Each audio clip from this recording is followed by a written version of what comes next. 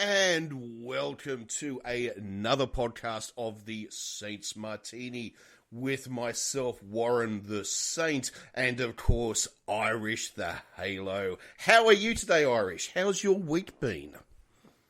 It's a week in America, Warren. But it's been interesting. I've spent a lot of money this week on a bunch of crap that I needed to fix on my car, and we've had a lot of really crazy shit going on just in general in the country. So yeah, it's been interesting, but I've also had some good stuff happening. So met some new interesting people, and I'm embarking on some new endeavors that I think are going to be pretty fun. So how's your week been? Fantastic. Oh, it couldn't be better. I just went into 6 more weeks of fucking quarantine lockdown. Oh, woohoo! Woohoo! Well done, Melbourne. Lucky you. We should be doing that here in the House of Mouse, but unfortunately, they're going to invite us in and try to feed us the coronavirus. So that'll be fun. Right. Yes. Sorry to hear that. It's no, we had Victoria or Melbourne to be specific after because Australia kind of had this corona thing on the run. You know, with Australia was down to it was down to only about 200 odd active cases. You know, with about 3 people in hospital. It was like really there hadn't been a death in a month. You know, like it had been really, been on top of it, and and then suddenly within a week and a half, and I think we spoke about how there'd been a massive testing campaign in Victoria in the south of Australia, and they found spike after spike after spike, and suddenly, from having 200 active cases, we're now up to 2,000 active cases. Wow! Literally in a week and a half, and because they're testing they're doing something like 30,000 tests a day in Melbourne alone. Okay, so that's amazing. So the problem is that's a lot of testing, and so the problem is instead of getting the tests back in 2 days, which is what used to happen, it's now taking 5 days. So the problem is the government's always running a week behind in what's going on. The death toll has now risen. It was at 103. It's now gone up to 106. So we've had 3 deaths. That has put the government, 2,000 cases, 3 deaths, that's put the government into meltdown mode, or shall we say lockdown mode. So 6 weeks, lockdown, all the roads are closed, the police are patrolling, they're not in hotspot areas, they're knocking on the door, to do your mandatory test. Yeah. They're pulling people over to see what's going on. Our human resources officer at work actually got pulled over during the week to explain why she was on the road at 6 a.m. He's explained that I'm going to work, and in which case you're allowed to go to work. That hasn't been stopped. What they're trying to do is, as long as there's only 3 places, you can go to work, you can go to the supermarket, you can go to the doctor or the chemist, or you call the pharmacy. Right. And you are allowed to go to a food service place as long as it's takeaway only. So drive-through or something along those lines. So fun.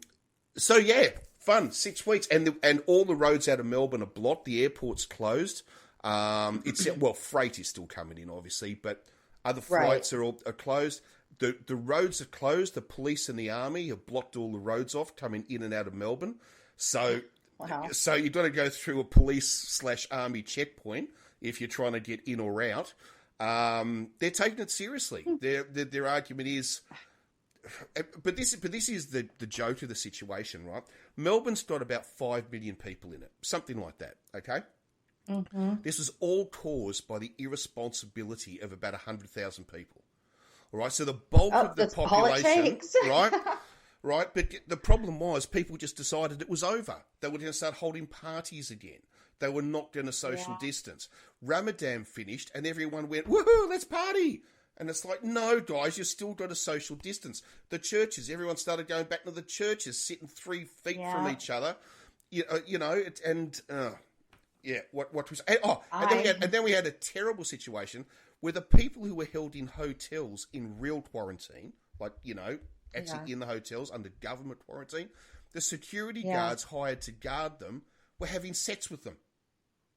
This is no joke. Okay. The foreign exchange students were having sex with the security guards while they're under quarantine. Yes. Wow. Some questions to be answered in the House. Everybody was really bored, though, man. I don't know what to say. Well, yeah, I know. Yeah. I know. Well, look, I know it's not funny, but see, I live in a state in the U.S. where the last daily total we've had is 11,433 new cases in Florida alone in one day.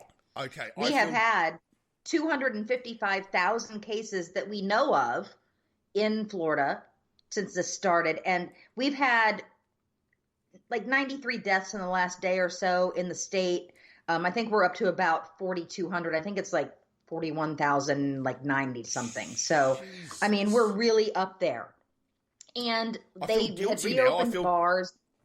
Yeah, I mean, and restaurants were supposed to be social distancing. You could go inside, but people were congregating in bars all over the place. You see people at the beach and the grocery store not wearing a mask. And even though the areas in the counties have mandates for it, they're not being enforced. There's no penalty if you don't do it. And of course, I'm sure that you, as well as everybody else on the internet, have seen the barrage of really brilliant white people from our states that are actively fighting against masks, like literally like, oh, I don't know, we're trying to tell them whether or not they can have an abortion. I mean, it's like, I don't understand what the thing is here where they think that the state or the country saying, hey, put on a goddamn mask is equivalent somehow to tyranny, when they think it's okay for the government to tell a woman what she can do with her body. And I know I'm getting political, but to me, it's the same kind of that's what the show's about. Ridiculous hypocrisy. You know what I'm saying? So we are all living with the consequences of these dumbass people who aren't wearing a mask because, one, it's either political, or two, like I recently found out one of my siblings believes that they're just lying to us, and it's all a big hoax from China and the Democrats because they want to destroy America. And I just want to drop napalm on their house. That's all. I just do. I feel like it would be better for society in general, especially if my other sibling was visiting them at the time, but that's neither here nor there. I still have two left that are not idiots. So that, well, one of them might be, but the youngest one is not. My youngest sister, she is not an idiot. So do you want us? What is it? The smell of napalm in the morning smells like victory. Is that the line? Do you smell that? What? Do you smell that? I love the smell of napalm in the morning. Yeah. There was actually a whole Trump thing that happened kind of after he was first in office, where he literally at a table of generals and people in the military spent like 20 minutes arguing over whether or not he was right when he said the quote was, "I love the smell of Agent Orange in the morning," which is literally not the quote. It is literally, "I love the smell of napalm in the morning." And repeatedly people told him that. Yes. And repeatedly people told him that was the quote, not the Agent Orange thing. And he was just like, nope, you're wrong, because Trump. But he's Agent Orange. He is personally Agent Orange. I mean, was he talking about his own smell? Oh, I love the smell of me. Oh, Jesus Christ. Please don't talk about him loving his own smell. I am going to throw up a little in my mouth right now. And I have sake to drink. And I told you that I have udon noodles and shrimp tempura coming. Yes. So don't you dare make me nauseous. No, I won't. I won't mention it again. I won't mention that again. But it's so what's the population of Florida, just for non-American listeners? Oh my God! Like I'm gonna be able to pull that out of my ass. Okay, look, I'm just I'm maybe 20 million. I'm gonna look it up because you asked me that. Okay. Wait a minute. I'm looking like by 2019 it was 21.48 million. So I was close. So we're probably closer to 22 million now. 22. So let's say by the time you add rural Victoria in as well, let's say Florida's got 4 times the population of Victoria. Okay. And actually, both states are very similar in size, too, to be honest. So, Is Victoria filled with morons? Well, it depends a bit. It depends a bit what suburb we're talking about. St Albans. Oh, sorry. No, I didn't say that. Did I say that? I didn't say that. No, sorry. I didn't hear you. So. Oh, that's okay. That's okay. If I didn't hear it, it didn't happen. So, well, yes, we used to have a group in. But have you heard the term bogan? No, actually. It's an Australian. It's an Australian term. It's totally Australian term. Although I have heard apparently some Germans and Brits are now starting to use the term for some reason, but especially Germans for some reason. Apparently, there seems to be a thing about Germans adopting Australian slang. I remember reading an article about it. It was quite weird. It was meant to apparently it was meant to show to other Germans that you were worldly travelled because I see that you had culture. Because you were using slang of other and all Germans seem to end up in Australia at some point in their life. I don't know why. You can't go anywhere. So anyway, but Bogan, yes, it's okay. It sounds to me like a name that somebody, like a celebrity in LA, would name their kid, like the second most popular name in LA in 2020. I don't know. What is it? You wouldn't want to unless their name was Eric.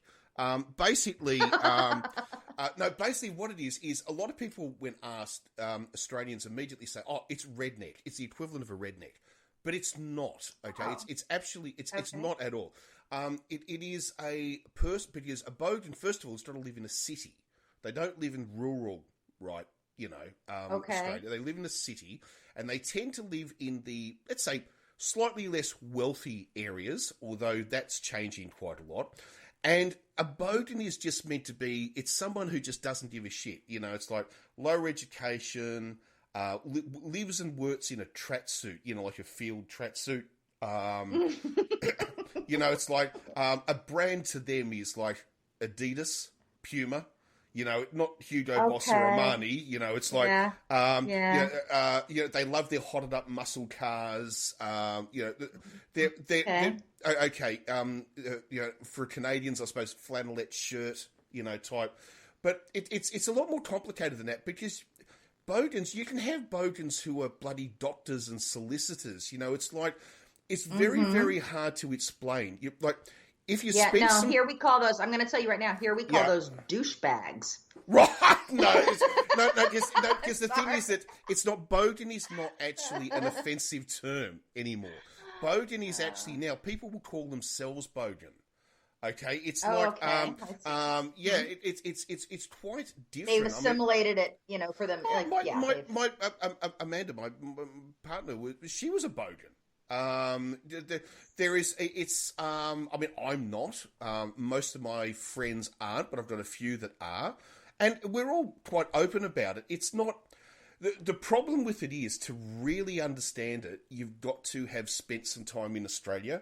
I know that's such a cop-out, but it's like... No, because I think terms like that especially are very specific to... a group of folks that are within your culture, maybe somewhere.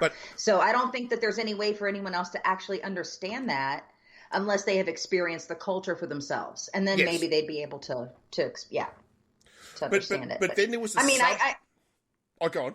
Go ahead. No. Go ahead. I was going to say, but there used to be. It doesn't really exist anymore. But there used to be a subgroup of bogans called muzzers who were very Melbourne centric. They came from what was called the west of Melbourne. So draw a line through Melbourne, the suburbs to the west, and they were called muzzers. But you don't really hear that term anymore. And I don't even know why this came up. I don't even know why we're talking about this now. I've lost track. Yeah, I know. Cocktails and conversation. About bogans for some reason. Yeah, but there was a reason why I brought that up. I think it was something about you said what suburbs or something. I don't even remember. Someone will be listening so just use my catchphrase, which is "But I digress." Ellipses. But I digress. There'll be someone out there listening to this going, "For fuck's sake, you just said it 5 minutes ago. How can you not remember what you were talking about?" Because we're talking, and then also cocktails. But yes, that's true. They have the opportunity to rewind it and rehear it, or to actually be listening without having to think about how to, what to say next. So yes, don't judge us. It's hard. Yes, that's exactly right. And because of so this episode of Cocktails and Conversation, the Saints Martini, was brought to you by Scotch and Sake. I told you I'm in rare form this evening because I'm drinking sake now. So I'm feeling buzzed and kind of arrogant. So yeah, oh, that's good. But can I tell you? I want to tell you this story about Melbourne when we went into the first night of lockdown, because I think it's hilarious, even though it's horrible. But it's hilarious. Oh, I love horrible, hilarious things. And then I promise I will shut up and you can say some stuff because I've been talking too much. I don't. Yeah. I'm only here to reply. No, sorry. I'm so I don't sorry. remember what I'm talking about either. And anyway, there was a KFC, Kentucky Fried Chicken, at about midnight. Oh, yeah. So, right. So it'd been about 24 hours into lockdown, all right? And so, of course, you were allowed to go and pick up, food, all right? So it's about midnight, and these two guys arrived at the KFC, and you call it KFC, don't you? Or do you actually still call it Kentucky Fried Chicken? I don't call it anything, but yes, I think they have officially changed the name to KFC. I was just curious. Technically, do not eat there. No. I'm just telling the story. I'm not an aficionado. No, KFC, tell the story. No. I'm just saying. Anyway, I'm not sure, but I do know they've changed the name to KFC here. And anyway, there were these two guys turned up, okay, and waiting in line, okay, was an ambulance with two paramedics in it who would get in, I'm assuming, like a midnight snack, okay, while they're on their rounds in, the middle of the night. And anyway, so they, so these guys these two guys ordered 20 meals. There's two of them. They ordered 20 meals, okay, at midnight, 24 hours into a lockdown where you can't have more than two people in a gathering. Okay, so these paramedics overheard this conversation and immediately rang the police. Said, "Hey, we just," and they said, "Here's the registration of the car." So these two guys go back to the house, right? And then literally 20 minutes later, a police car turns up at their house, raids their house to find 20 people inside the house having a party. Right, this is during lockdown. Okay. They, of course, broke the party up and all the rest of it. $26,000 in fines those kids have just inherited. Oh, my God. And the oldest one, I think, was 19 years old. Okay, so $26,000 in fines. Oh, my God, that's awful. So that's what I said. I mean, I feel bad for them, but horrible, then again, but funny, get what you asked for, You were told I have a late night story with a lot of orders at a fast food restaurant, but it wasn't during lockdown. So I'm going to tell this story because it's stupid and you made me think of it. So if I don't tell it now, I will forget it ever happened. And then we will all be sorry about that, I'm sure, because it's a really stupid story. We were shooting some scenes. It was like a night scene from Legion of Rue. And we were in a park here in Orlando at night. And we had so many problems all night. We had shot at one location earlier in the day and everything went great. And we had a company move to this park where we were going to be shooting night scenes. And we couldn't get the generator to work. So while everybody was trying to get the generator to work, I'm sitting with all these actors. And we've got probably 20 people that are there for a whole huge fight scene. And it starts to get to be where it's, technically lunchtime, even though it's close to 2 a.m. And I'm like, well, shit, okay, we should have already been home by now. So I had to get in the car and I had to drive to Taco Bell. It was the only thing open. Do you guys have Taco Bell there? Yes, I think we do. Yes. Yeah. Taco Bell. Yeah, I think we do. So yeah. I don't always, recommend it, but it literally was the only thing open. So I got orders from everybody and then I went and I had to go to the drive-thru and give them orders through the drive-thru for like 25 different meals in the middle of the night. And I think they were probably 15 or 20 minutes, maybe half an hour from actually closing for the entire night. But the dining room was closed and and then there were probably 7 cars behind me in the line. So I'm literally reading off all of these things on the paper. And so I go through it. It takes me probably, 10 minutes to get through everything with them asking me questions and getting the whole order. And then I pull up and then we have to wait and wait and wait while they get the food. And everybody behind us is angry, but they can't get out because you know how they trap you in the drive-thrus by putting the curbs up. So you can't get out if you've already gotten into it. It's horrible. It's basically like being a prisoner. But we got up there, we got everything, got back to give it to the people. And I start passing it out and one guy's meal gone, not there at all. Like one person's meal out of everybody's wasn't even there. And I felt really bad because this guy, Max, he's an amazing, he does a lot of our costumes for us. And he also trains everybody on the sword and he plays a character in the show. And oh my God, I felt so bad because he'd been on set probably 16 hours that day. And at that point we should have already been home. So there wasn't any more craft service or anything. So there's my stupid story about being in the drive-thru. So as I said, it was stupid, but I had to tell it because you made me think of that. Well, thank you very much, and I'm sure everyone else appreciates it too. No, they do. But I get what you're saying about those drive-thrus. I remember this is pre-lockdown. This is last year. I don't go to McDonald's very often, but sometimes. Just sometimes life happens. You know what I mean? And I I get it. You got to go through. And I went through a McDonald's drive-through, so you give your order, drive up to the next bit, with all the cars are queuing up as they go through, right? So then you tap your credit card, no worries, tap and go, that's fine. On to the next one, and I get to the station where they give you the food, and they said, your card was declined. And it's like, well, first of all, it wasn't declined. It was, how you do a misread or a miserror or something like that. Yeah. Okay. Yeah. And I said, I wasn't judging you even. No. It was nothing like that. And I was like, and I said, all right, well, can I just give you the card again and you can just quickly run it? And they said, no, we can't take. You've got the station back there. And I said, can't you just quickly run back and give it to them? No, we can't do that. No. Oh, all right.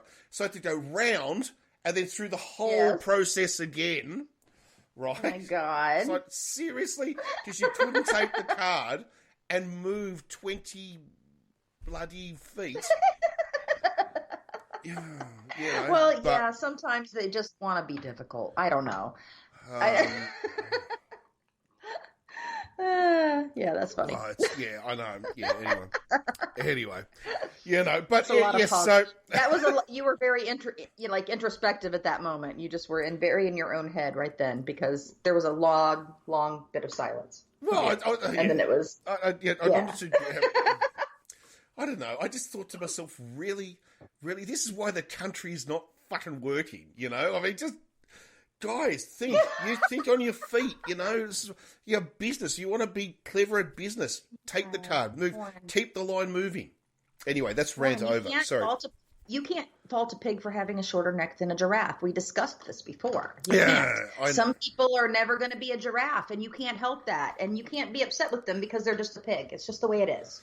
This is very true, but these guys and girls, they're 16, they're 17, they're working in McDonald's, they're going to go on to be the lawyers and the doctors and the engineers. Do you know that? I mean? Somebody has to make the sandwiches for their entire life.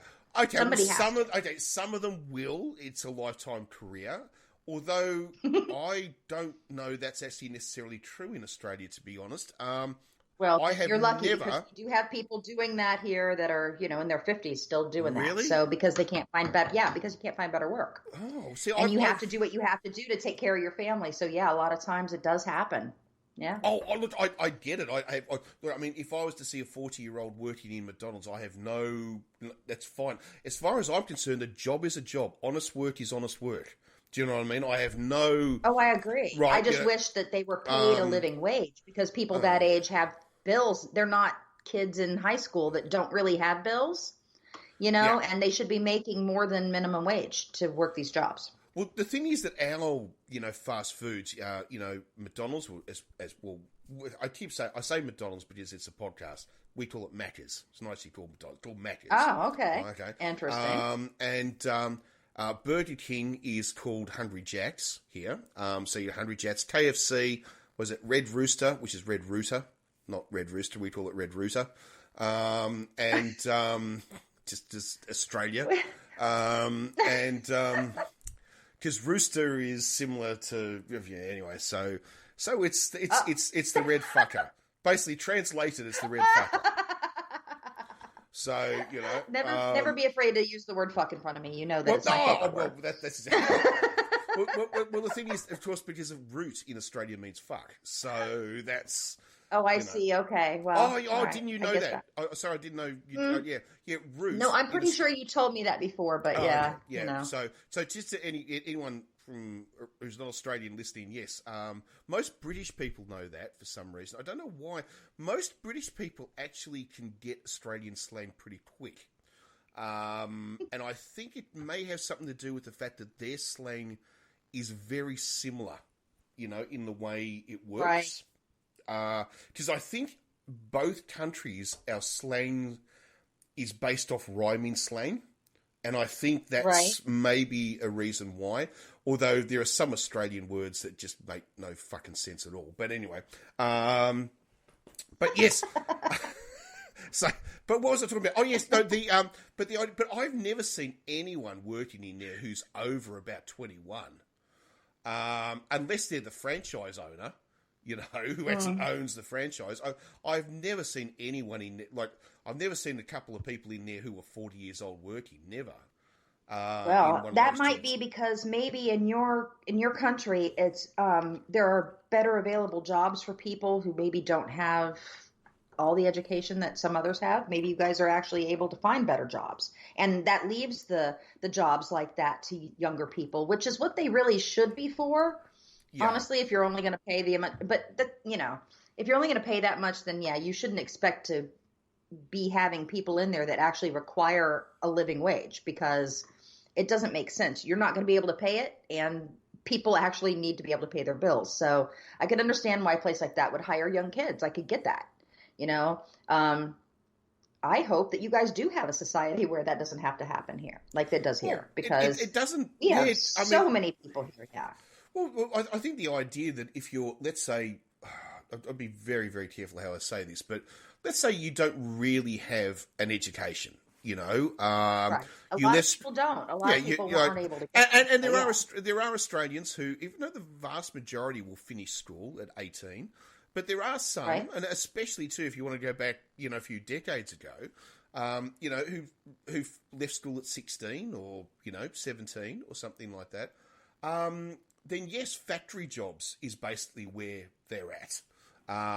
Factory jobs, warehouse jobs, that sort of work. But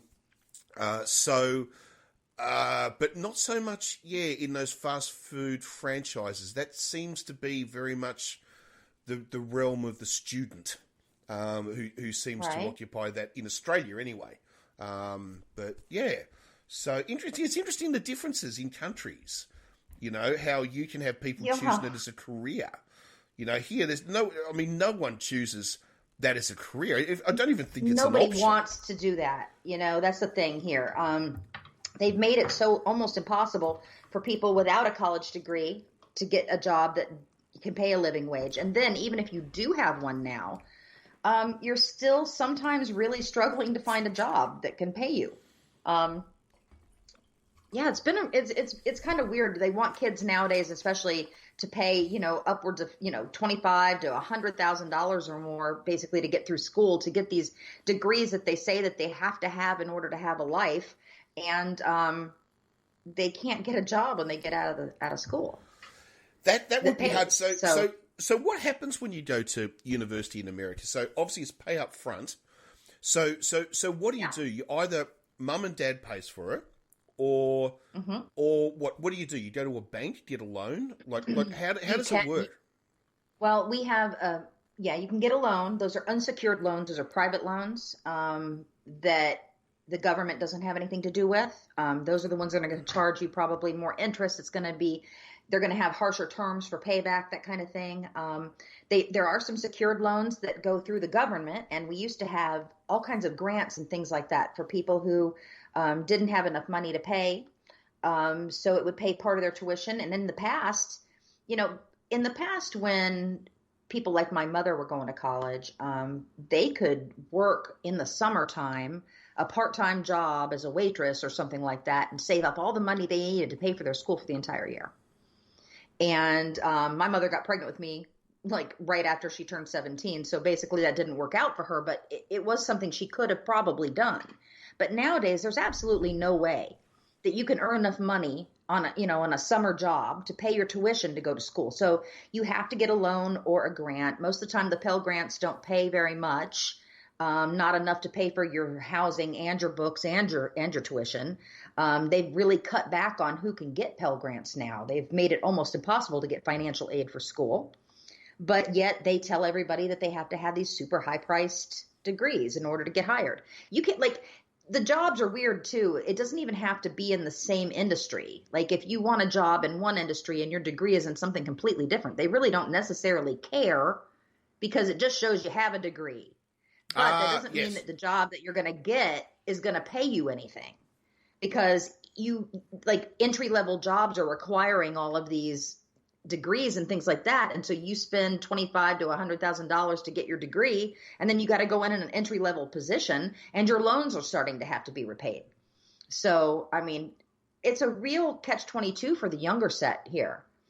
I couldn't get financial aid when I went to college because I was not married yet, and my parents apparently made too much money, even though they didn't make any money. My stepfather had some companies that had, assets that looked like they had money, and over time it grew. But when I was at MTSU at Middle Tennessee State, it was difficult for me to even pay my tuition because even though they were giving me money, I didn't have money to live on in between, like during the time period. There were no extras. I couldn't, even with the books and things like that, they wanted me to pay for myself, which is really expensive.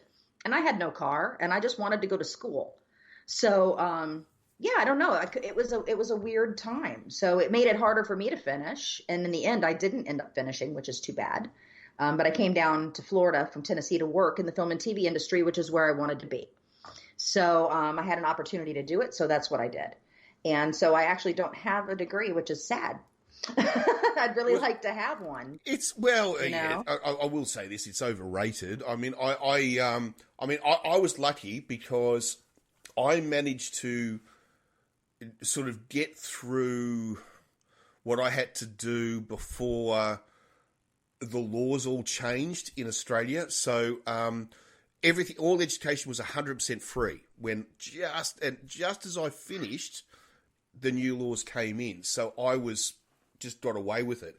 So I've got both. So I was able to do an engineering diploma and a arts degree. So right. I kind of have both. But because I did a engineering drafting diploma and then an arts degree. So the idea is that I've got a discipline for employment, but I'm also qualified as an engineer. So it's like, right. Well, when I say qualified as an engineer, I mean, I'm not, it's not like an engineering degree. It's actually one step down. It's slightly different. I'm qualified in designing, drawing them, working out what the tensile strength of this and that. I'm not going to bore people with all that sort of shit, but rather, okay, so so I was very lucky. But after that, they changed it in Australia, where they went from being free to what they did was it's called HEX. And HEX is that you still go to university for free. You just turn up, right? Mm-hmm. But when you've finished, you have to pay back, I think it's 10% of the cost over 20 years, and you only make monthly repayments as long as you're earning over $55,000 a year. Okay. So that's interesting. So realistically, it's not a big ask. I mean, really, you know what I mean? It's not compared to what we have here. You're right. No, You're right. It's not. Yeah, it's a pretty. Because the thing is that you're paying maybe $15,000 back over 20 years. Really? That's not a huge call, you know. It might not be 20 years, actually. It might be shorter now. I'm not too sure. But what I'm trying to say is that yes, it's not a 100% free system, but the other thing too is that if you leave university and let's say you just cannot get decent work, you don't have to pay it back. And if you become unemployed, then the payments stop. You don't have to keep paying. Right? It's not. Well, that's definitely an improvement over what we had here, for sure. Yeah. But yeah. Yeah, well, I was lucky to get into an industry where having a degree wasn't required really in any way. Basically, most people go to school, and at the time we still have this school here, but at the time when I got out of high school, this particular school was kind of a joke in a lot of ways in the industry. And I'm not going to say what school it is, but people now that are going to it, they have a different experience. But basically, at the time, it might have cost you $23,000 to do a 2-year program to learn how to be a gaffer or an electrician on the set. And when you got to set, you still didn't know anything, and you had to learn everything from actually working on the set, because it's a lot different being on the set than, sitting in a classroom, being told the theory of what you're supposed to do. Being out there is different. So they had to relearn everything that they supposedly had learned in school, and they got a $23,000 jacket at the end of it, and that was back in the late 80s, early 90s. So I actually was able to get on set and learn what I needed to learn without having to go through all of that. So it worked out for me, and luckily I've been in that industry for a long time. So I'm lucky in that way, and a lot of other people maybe aren't. But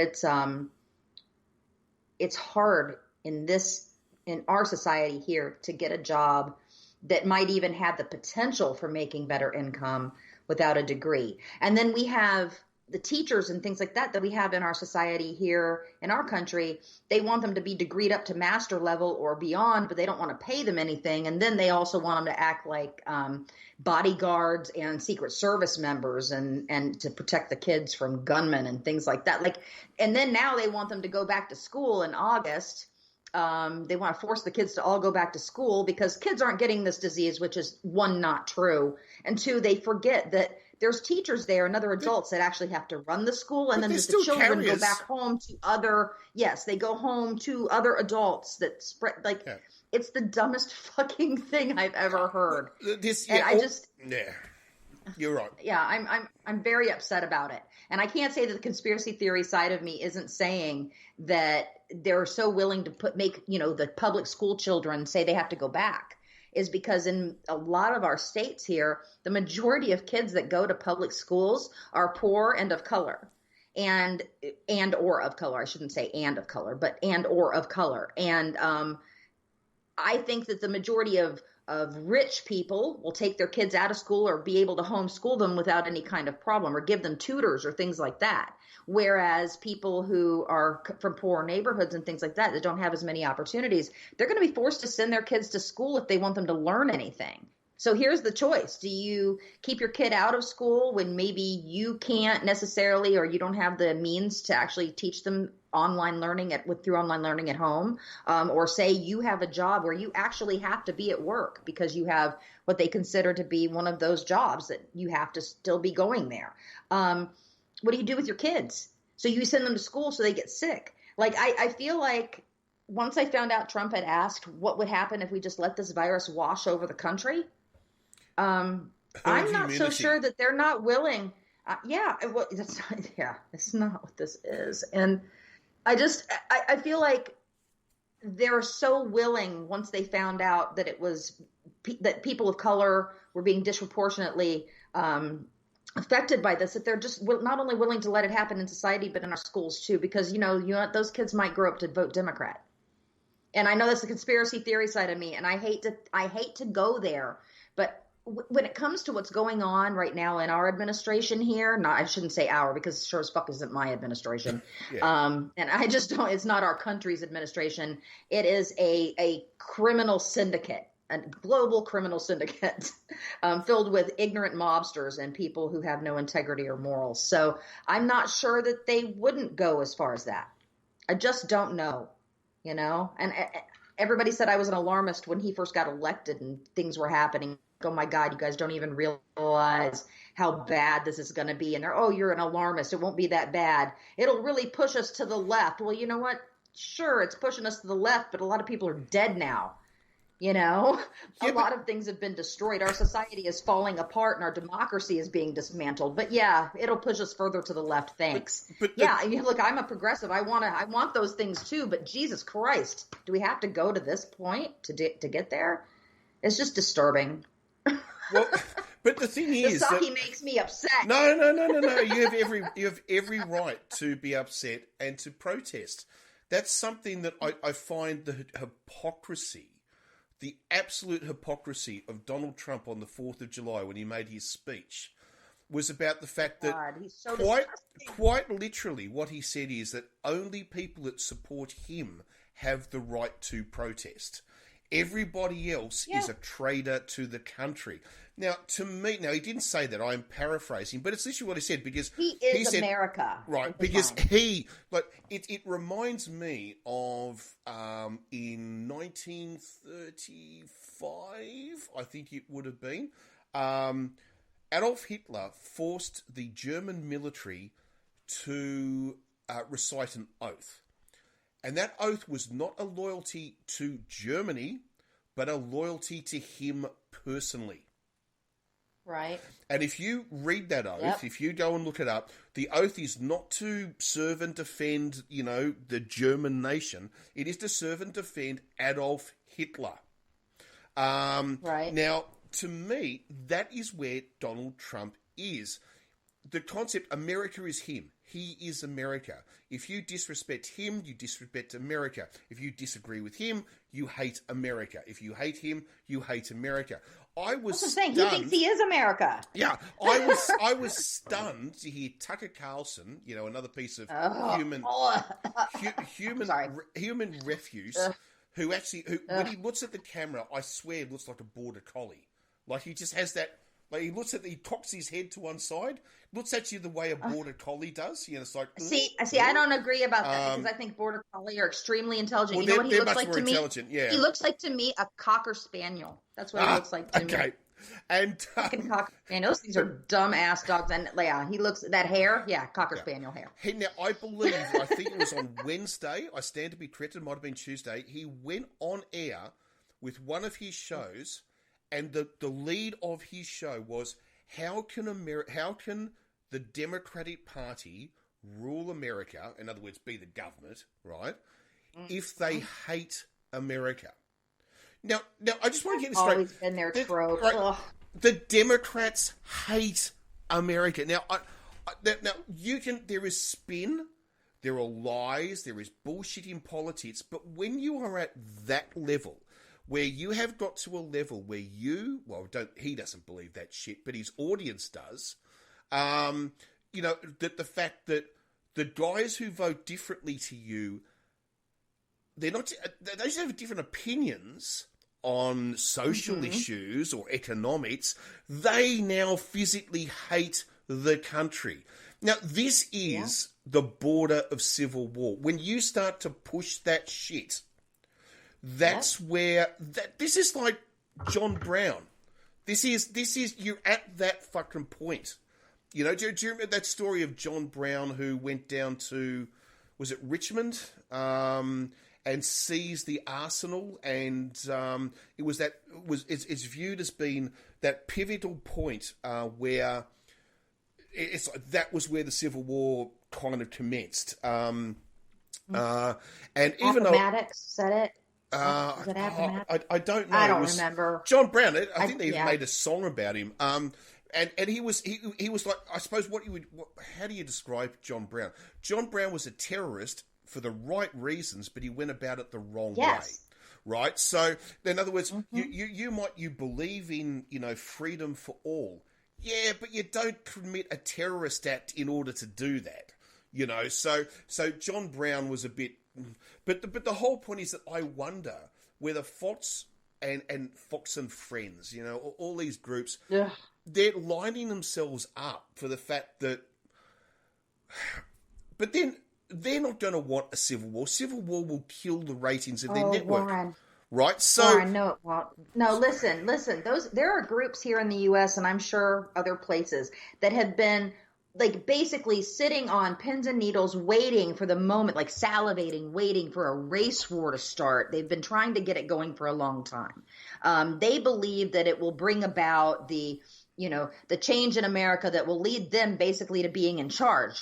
Okay. So did you hear recently about Tucker Carlson's, like one of his head writers that just got booted because they found out that he'd been using a pseudonym online to post like horrific racist and sexist remarks. Doesn't surprise really me, but no, I shit. All over. Yeah. He was putting it all over different threads and stuff. And I mean, they were disgusting, racist pieces of crap. And this is a guy who was like Tucker Carlson's like head writer. And so if you don't know why Tucker Carlson has been spewing white nationalist garbage for as long as he has, here's one reason. It's the same reason Trump believes the things he does and says the things he does. Because that little fucking troll behind the scenes, Stephen Miller, is back there feeding him this trash, okay, along with a bunch of other little fucking toadies who want to, be a part of that.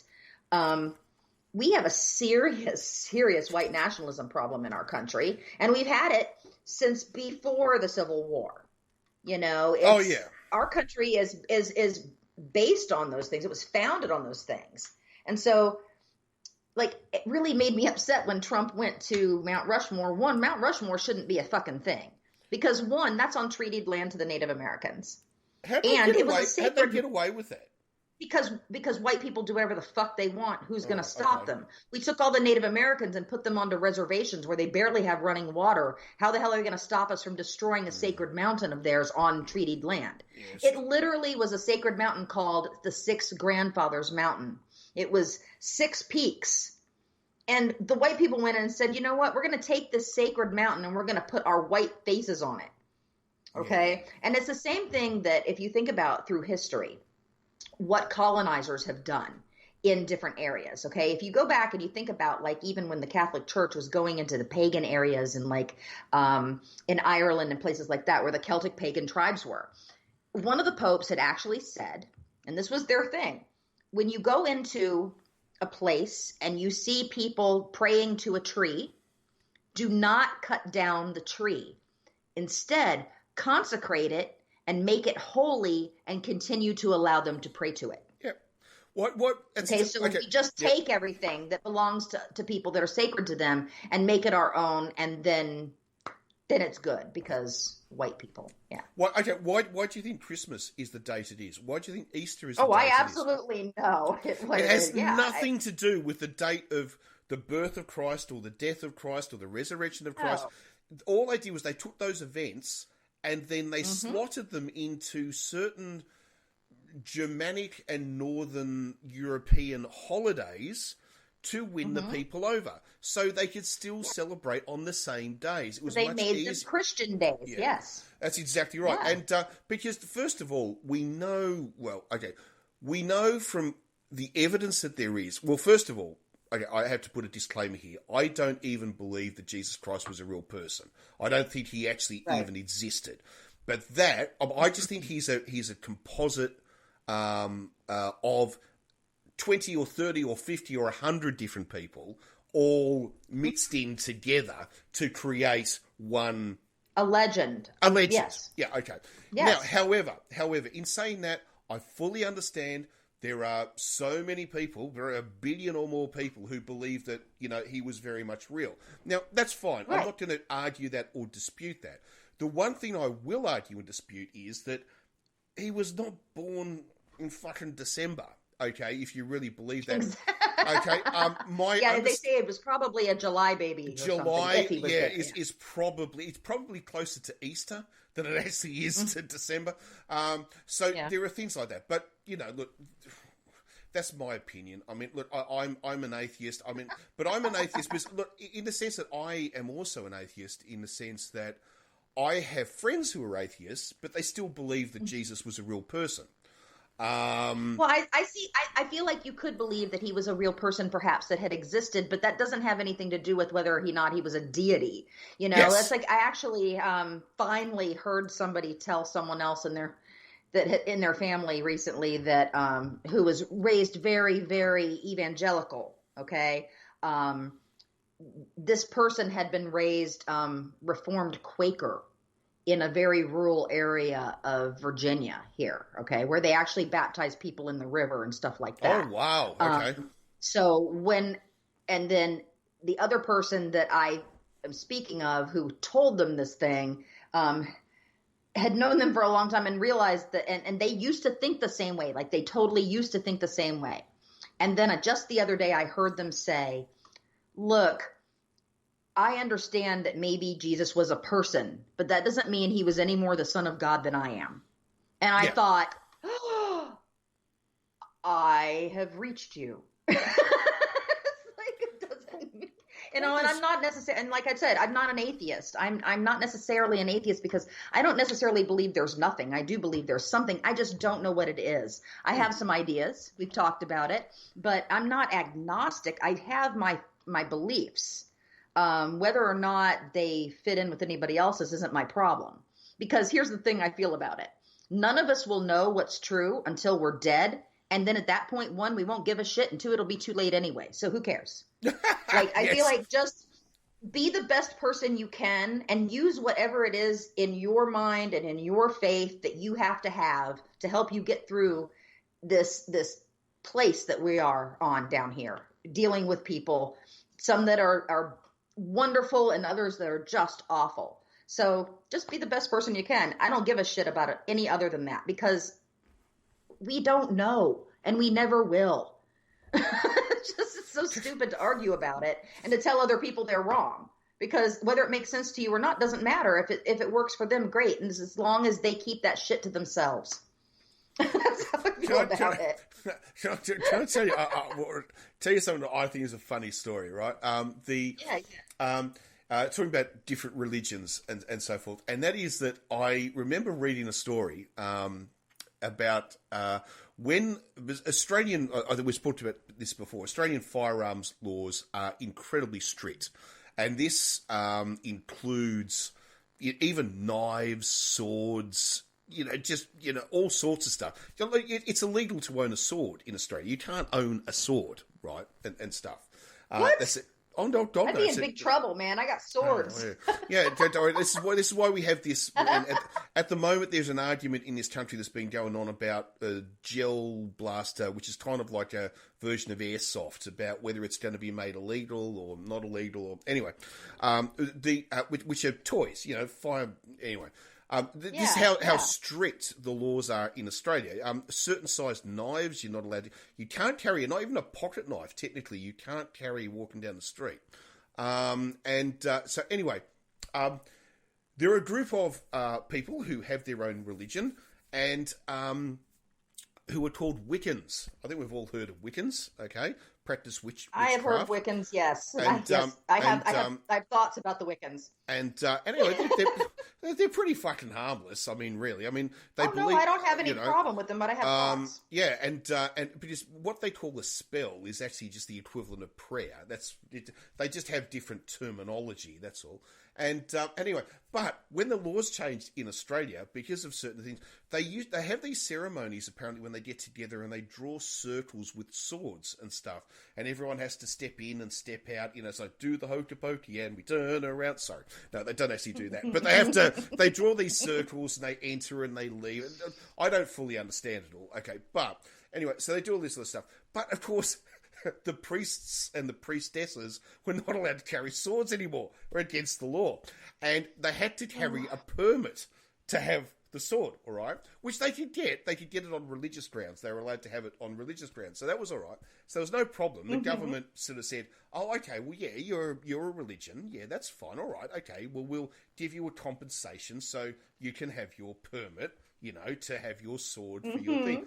Okay, but then the problem was there are some extreme levels of Wiccans where they all get nude when they do this stuff. Okay, well the problem was that's called being skyclad, Warren. Oh, skyclad. Sorry. Okay, and so when they were skyclad, and there was this article that was talking about this priest. There was a high priestess of New South Wales or something or other, and she was saying, and she'd written this article or letter to the fucking government or something, sort of saying, "Where do I carry my permit when I'm skyclad? Between the cheeks of my ass." I don't know. I just thought it was funny. I'm sorry. It's a very long-winded story for not much of a ka-ching at the end. But anyway, I thought it was funny. Look, I'm going to say something here, and I'm not trying to disparage any Wiccans at all because, look, that's your thing. That's great. But here's my problem. The Wiccan religion started in the 70s or, 80s. I can't remember if it was the 70s or 80s. It's like at the end of the 70s, beginning of the 80s, somewhere in there. It was created by somebody who said they were bringing people back to the old ways, okay, to the Druid ways. Okay, well, this stuff isn't based on anything, okay, other than some New Age stuff. And maybe some things that they read about in a book somewhere that maybe they thought Druids were doing. But here's the thing. I know people who are Wiccan as far as they consider themselves.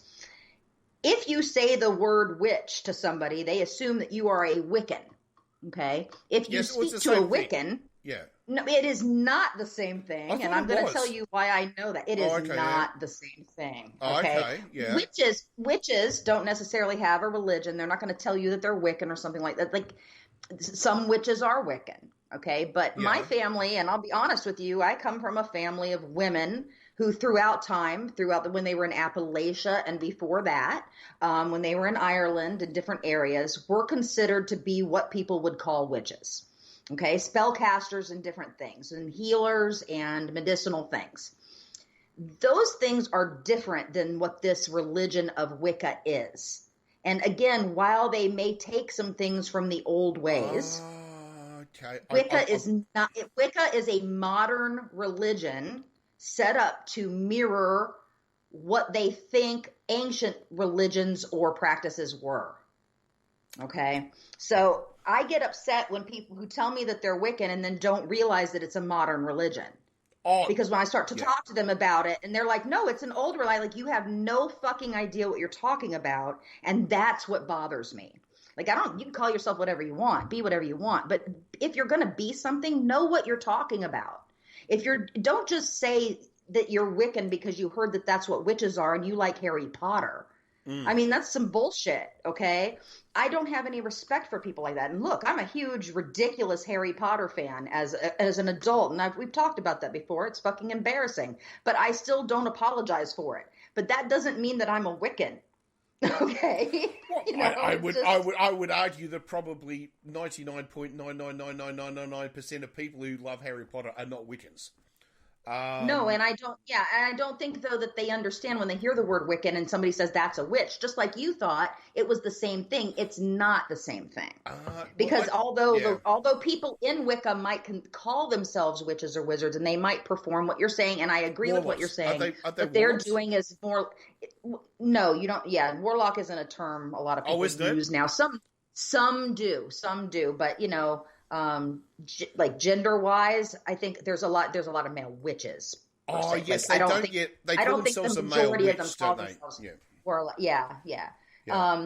I have a lot of experience in my lifetime with people from different pagan religions and different beliefs and practices. I don't particularly, like I said, have any kind of belief or practice, but I do understand things from my family's history that have worked for them, and there's times when I have partaken in those types of things. So I'm not saying that I would never say that I'm a Wiccan, and that's what I'm going to say. I'm not a Wiccan. If I had to say, is there a religion out there that you have any link to? Like, in other words, what do you think makes the most sense? And I would say that, well, first of all, none of them, really. But there is one where I can sort of say, you know what? I kind of get where you're going with that. I'm not going to follow what you teach, but I get where you're going with that. And that's pantheism. And that's probably about the only one. Because in the sense that there's no religious doctrine, there's no churches or gatherings, there's no belief system. All they do is they say everything in the universe has energy and we worship the energy. In other words, you worship yourself. All that means is you try to do the best for everybody else, the same as you do for yourself. That's end of the religion. In other words, you can write the terms of their religion on a postage stamp. right? That's exactly right. And I kind of think I agree with pantheism is maybe, however, they do go a little bit further where they sort of say, well, yes, because energy can't be destroyed, so therefore a rock is exactly equivalent of a human. No, well, I don't quite just because, go on that one, but, you know. Well, I don't think that's... Okay, I agree with what they're saying in the sense of, if you understand science, energy cannot be destroyed. It can only change forms, okay? That's what I think in a sense, and we've talked about this before, in my belief that probably reincarnation exists simply for the simple fact of, one, energy cannot be destroyed. It simply changes forms, and I do believe that life force is energy. And I believe that nature in and of itself is cyclical. So it would not make sense to me that energy would not be recycled in the same way, in a sense, that had already been previously used. And I'm not saying for sure I know that that's the case or not, but sometimes that makes sense to me. But I don't know for sure, and I sure as hell don't follow anybody's religion. But I do understand why people pray. Like, I get why you do it. I don't necessarily think that it has a whole lot of effect, but I do think when people in large groups put out energy that's like kind of specific, or that's like kind of focused on one thing, I do think it can manipulate other energies. I don't say that I think prayer works. I think it's a kind of a waste of time. It's the same thing as, in a sense, of doing a spell, unless your spell is technically not a spell, but you're making a concoction for somebody to drink for their health or whatever. Because then it's more herbal or whatever. But yeah. See, I actually disagree.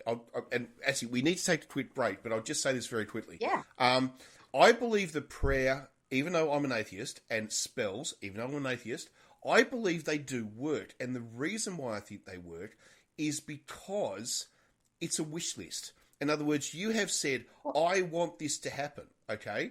So you now intentionally go out in your life to do everything you can to make that happen.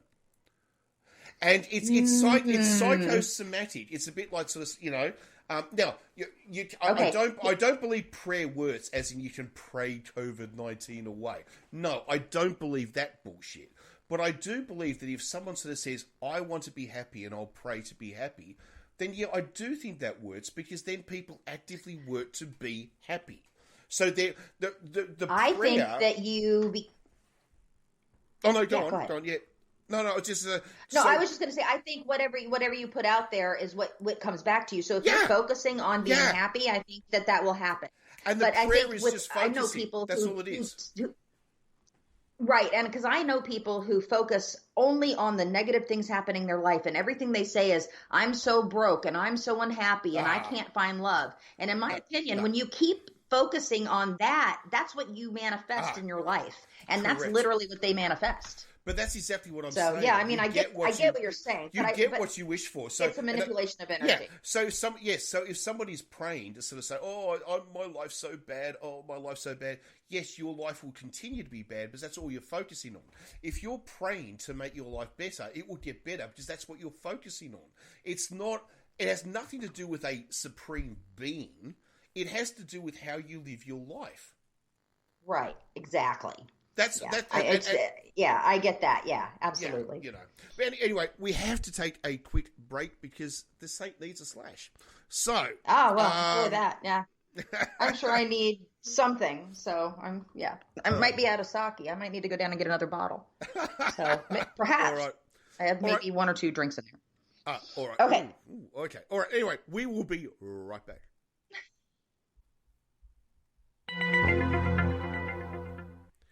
And we are back. And I'm just going to try something here. This is actually a couple of months old. This is actually from when the lockdowns first started.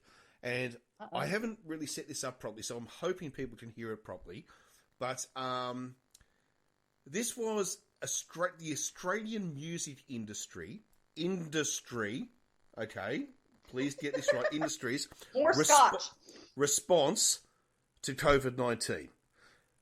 If you're in Australia, you've probably heard this. You may not have heard this around the world. So just give me a minute. I'm hoping it's going to work.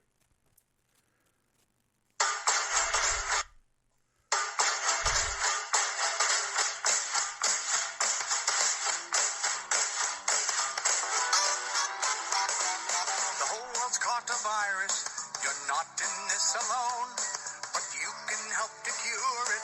Just stay the fuck at home. We're all stuck here in quarantine. It's like the Twilight Zone. To save the world, you only have to stay the fuck at home. Stay the fuck at home. Stay the fuck at home. Don't you be a fucking dick. Stay the fuck at home. If you're locked down with your hubby or going in alone, sisters need to teach their men, stay the fuck at home. Whether you've got 12 kids or you're living on your own, shut it down and isolate. Stay the fuck at home. Stay the fuck at home. Stay the fuck at home. Anyway, I think just stop. Anyway, I think people got a good idea. Now, that is a collection of about 50 different Australian singers and musicians getting together to record a single via Skype. Oh my god. Yeah, and I just sort of thought, take their advice, stay the fuck at home. All right, so I feel like it's giving people like me a good reason to stay at home because I really don't like people very much. The thing is, that's Australia's version of We Are the World. You know.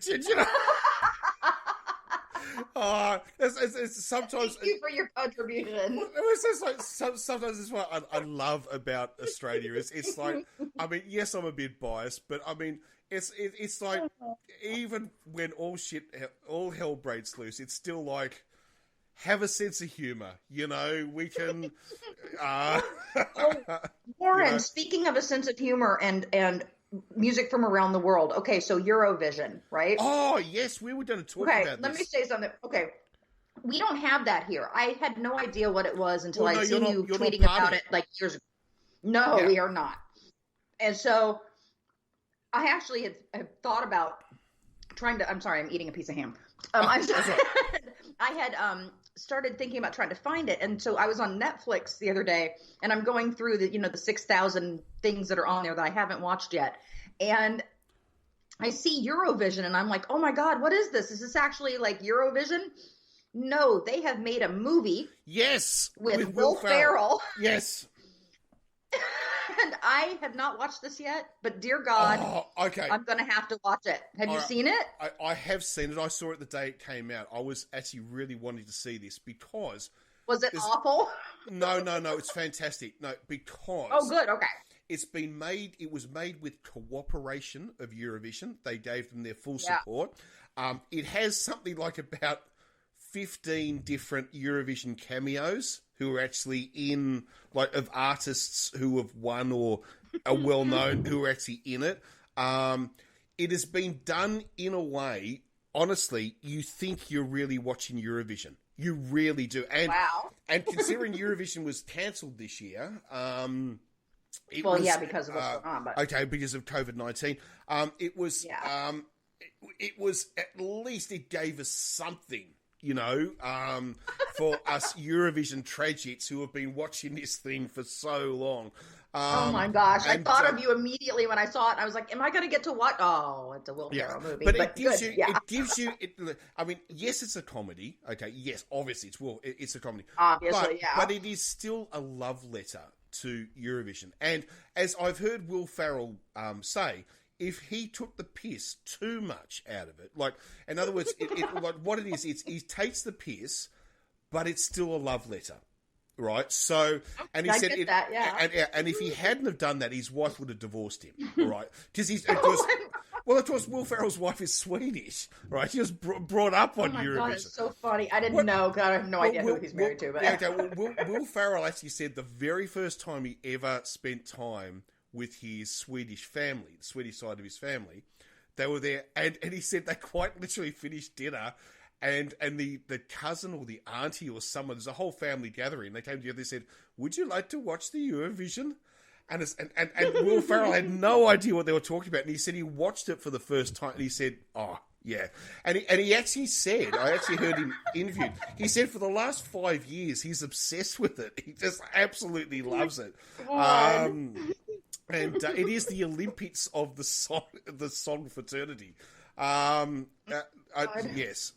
Should we explain what Eurovision is for the people? You must explain it because I barely know, but I really, really am sad that we don't have it here because it just seems like fun. Well, Eurovision was started in the late 50s. I think it was the late 50s. I'm not going to give you the exact date. I can't tell you that without looking it up. But it was started. The idea was to create a song contest in Europe, only in Europe. There's a bit of point now. Anyway, only in Europe. So these countries which had been ravaged by the Second World War could come together and could fight each other, but in the unity of music. And okay. The very first one was held in Geneva, of course, as you would. Okay, we don't start it. Let's try to find the least offensive, city in the world. So we'll choose Geneva. I'm going to assume that people will hear that huge thunder strike outside my window. I'm sorry. Was that? What was that? Was that thunder? We're having a storm. Yes, that was thunder. Wow. We're having a typical Florida summer storm. So yeah, we have these storms every day about this time of day. Okay. Okay. Yeah. Wow. Sorry about that. And anyway, so, but it has grown, and the amount of and it started off with I think only about 10 countries, and it has grown and grown and grown to then it involved all of Western Europe. Before the fall of the Berlin Wall. Now, post Berlin Wall, Eastern Europe joined in. Russia has been competing for the last 20 years. It's now all of Europe. But Israel joined in the 1970s as well. And in fact, they then built these new boundaries where it was kind of built around the old Roman Empire. So it was the Mediterranean. So there are actually countries in the Middle East who are allowed to compete, but they choose not to. I do believe, I think it was either Tunisia or Libya did compete 1 year, I think, in the 1970s. I'm not too sure which one it was.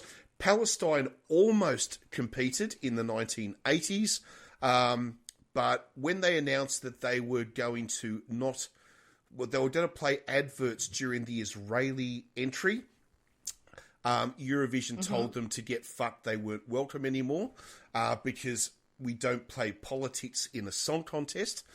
So Palestine has never competed. But it's an open invitation, but they've just chosen not to. Okay. Yep. And then when was it? 2015? Something along those lines, Australia, which has nothing to do with Europe, but had been broadcasting this thing since about 1972, and sending our own hosts. Now, this is the difference between Australia and other countries.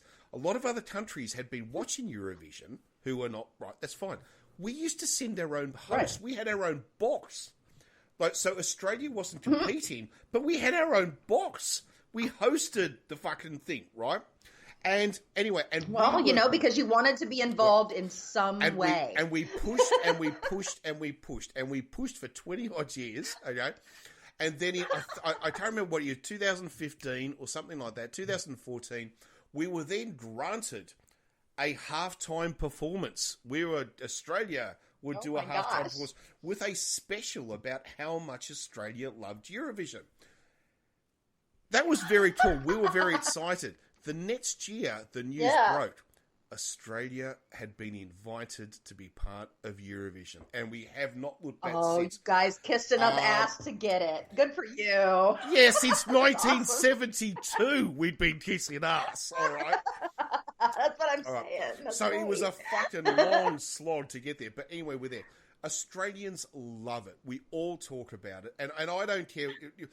When you sign someone who says, Eurovision's stupid, yeah, they say it's stupid. They still fucking watch it, right? Or they still know about what's going on. You watch The Masked Singer. Do you have that?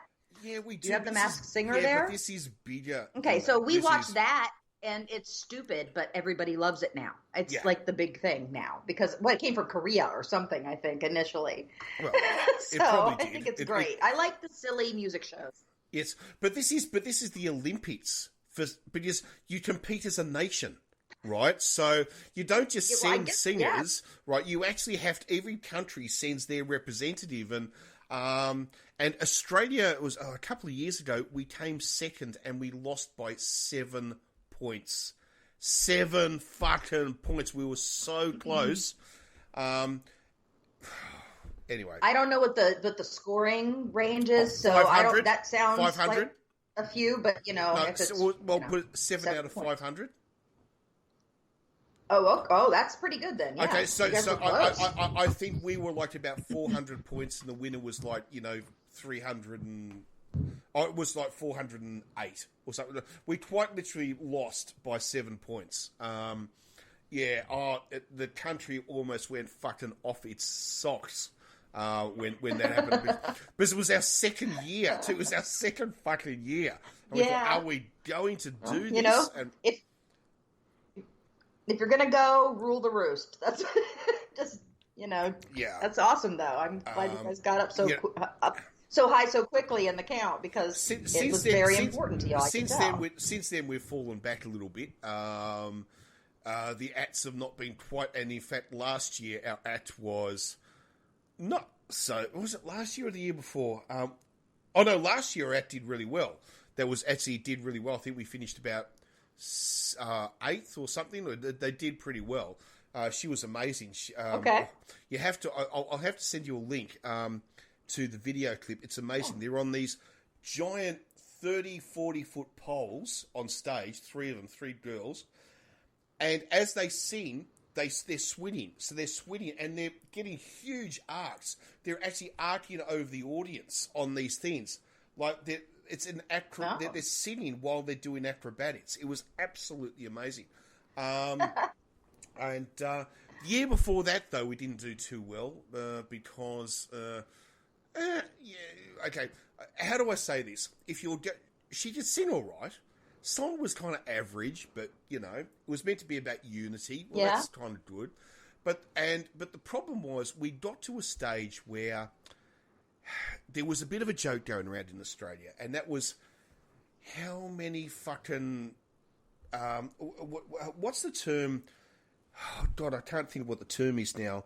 Like groups of people who are seen as who are not the majority of the population. Gay, black, Asian, women, not viewed as not secondary. We just call them minority. Minority. Here. That's what I meant. Minority is what I meant. Okay. Yeah. How the fuck women are minority? But anyway, yeah. No, we actually outnumber men, but okay. I know, but still a minority. I know, it's unbelievable in it. Anyway, it got to a point after 3 years where the Australian population started to say, what is the next fucking minority person you're going to put up? Okay, so we had an Islander number 1, we had an Asian number 2, we had an Aboriginal as number 3, and it was a little bit like, okay, I realise that that's very cool, but they don't represent the country. You're putting up people who are 2%, 1% of the country. And it's very cool that you're doing it. Don't get us wrong. But let us decide. Let us as a nation decide.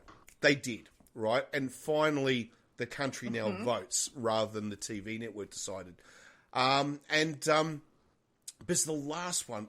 Well, that's good, but I would argue that anybody that got to go and perform in the spot for Australia was actually representing the entire country, regardless of whether or not you felt they represented you personally. I just want to say. No, look, she did. Jessica Melboy. Jessica Melboy is a beautiful woman, great singing voice. She's an Aboriginal Australian. She's also an actor. She's been in a couple of TV shows. She's amazing. Do not get me wrong. She's amazing. I love Jessica Melboy. But Jessica Melboy, at that point in time, was not the slimmest woman on the face of the planet. All right? Now, hear me. No, wait. When you hear me finish the statement, it will make sense. Okay? There is nothing wrong with that. There is something wrong with that if you put her in a slinky silver dress that she can barely stop showing her undies because it's so short. That was probably not appropriate dress for someone of her build. Now, if they had dressed her differently in a different thing, it would have gone down much better. Because it wasn't half a bad song, and she's a good singer, and she did stay on notes.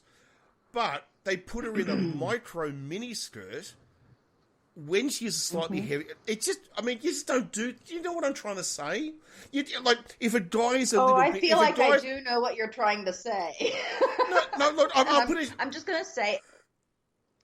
Okay, so I love you dearly. You know that. But I'm just going to have to say something here. All right. It shouldn't matter whether or not she's heavy or thin. If the dress is too short, it's too short. You felt appropriately. But it shouldn't be too short or inappropriate for somebody simply because they weigh more than it is any less than somebody who weighs less than them. Well, so I feel like maybe you're being a little bit bigoted toward heavy people. And look, I get what you're saying because I have heard it a million times, especially from men, which is they say negative things about women who are larger, even if they're beautiful women. Then they shouldn't be wearing something that somebody who is thin would be able to get away with wearing. And I find it gross, and I'm sorry. I know that, and I'm not trying to insult you or anything. I'm just saying specifically for me personally, I find that distasteful. Okay. Yeah. Can I say one thing and then because I don't feel like if a man's balls are hanging out, I don't want to see that whether he's heavy or thin. I don't want to see it. No. Okay, no, that's cool. All right. No, I fully accept that, and I'll say one thing, and if you still don't accept what I'm saying after I've said this thing, you're 100% right, and I'm 100% wrong. Okay, so I'll just no. I'm being serious. Just no. I'll put my hand up and say if I'm being wrong. Okay, I accept when I'm doing something wrong. Okay. So I will just say this. It's your opinion. Is your opinion. No. If my opinion is wrong, it has to change, though. That's the whole point. If opinions are wrong, they have to change. So, all right, what I would say is, let's say that Jessica Melboy had been a man, right?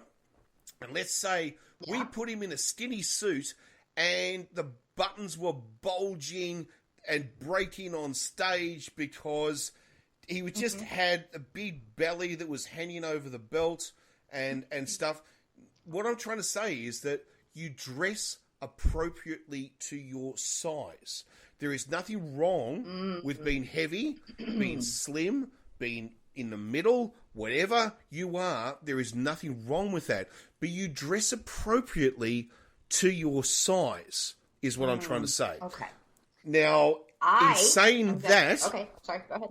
Now, in saying that, am I still wrong? And if I am, I totally accept it. I'm sitting back about to be judged. Yes, you're wrong. Okay, well, fair enough. You're wrong. You're wrong. Because, and here's the thing. Yep. People, and here's the way I hope that you will look at it from now on. Yeah. And it's okay if you didn't think that the outfit was appropriate. Yeah. I thought it was people should appropriate. Dress according. No. As long if she was thin.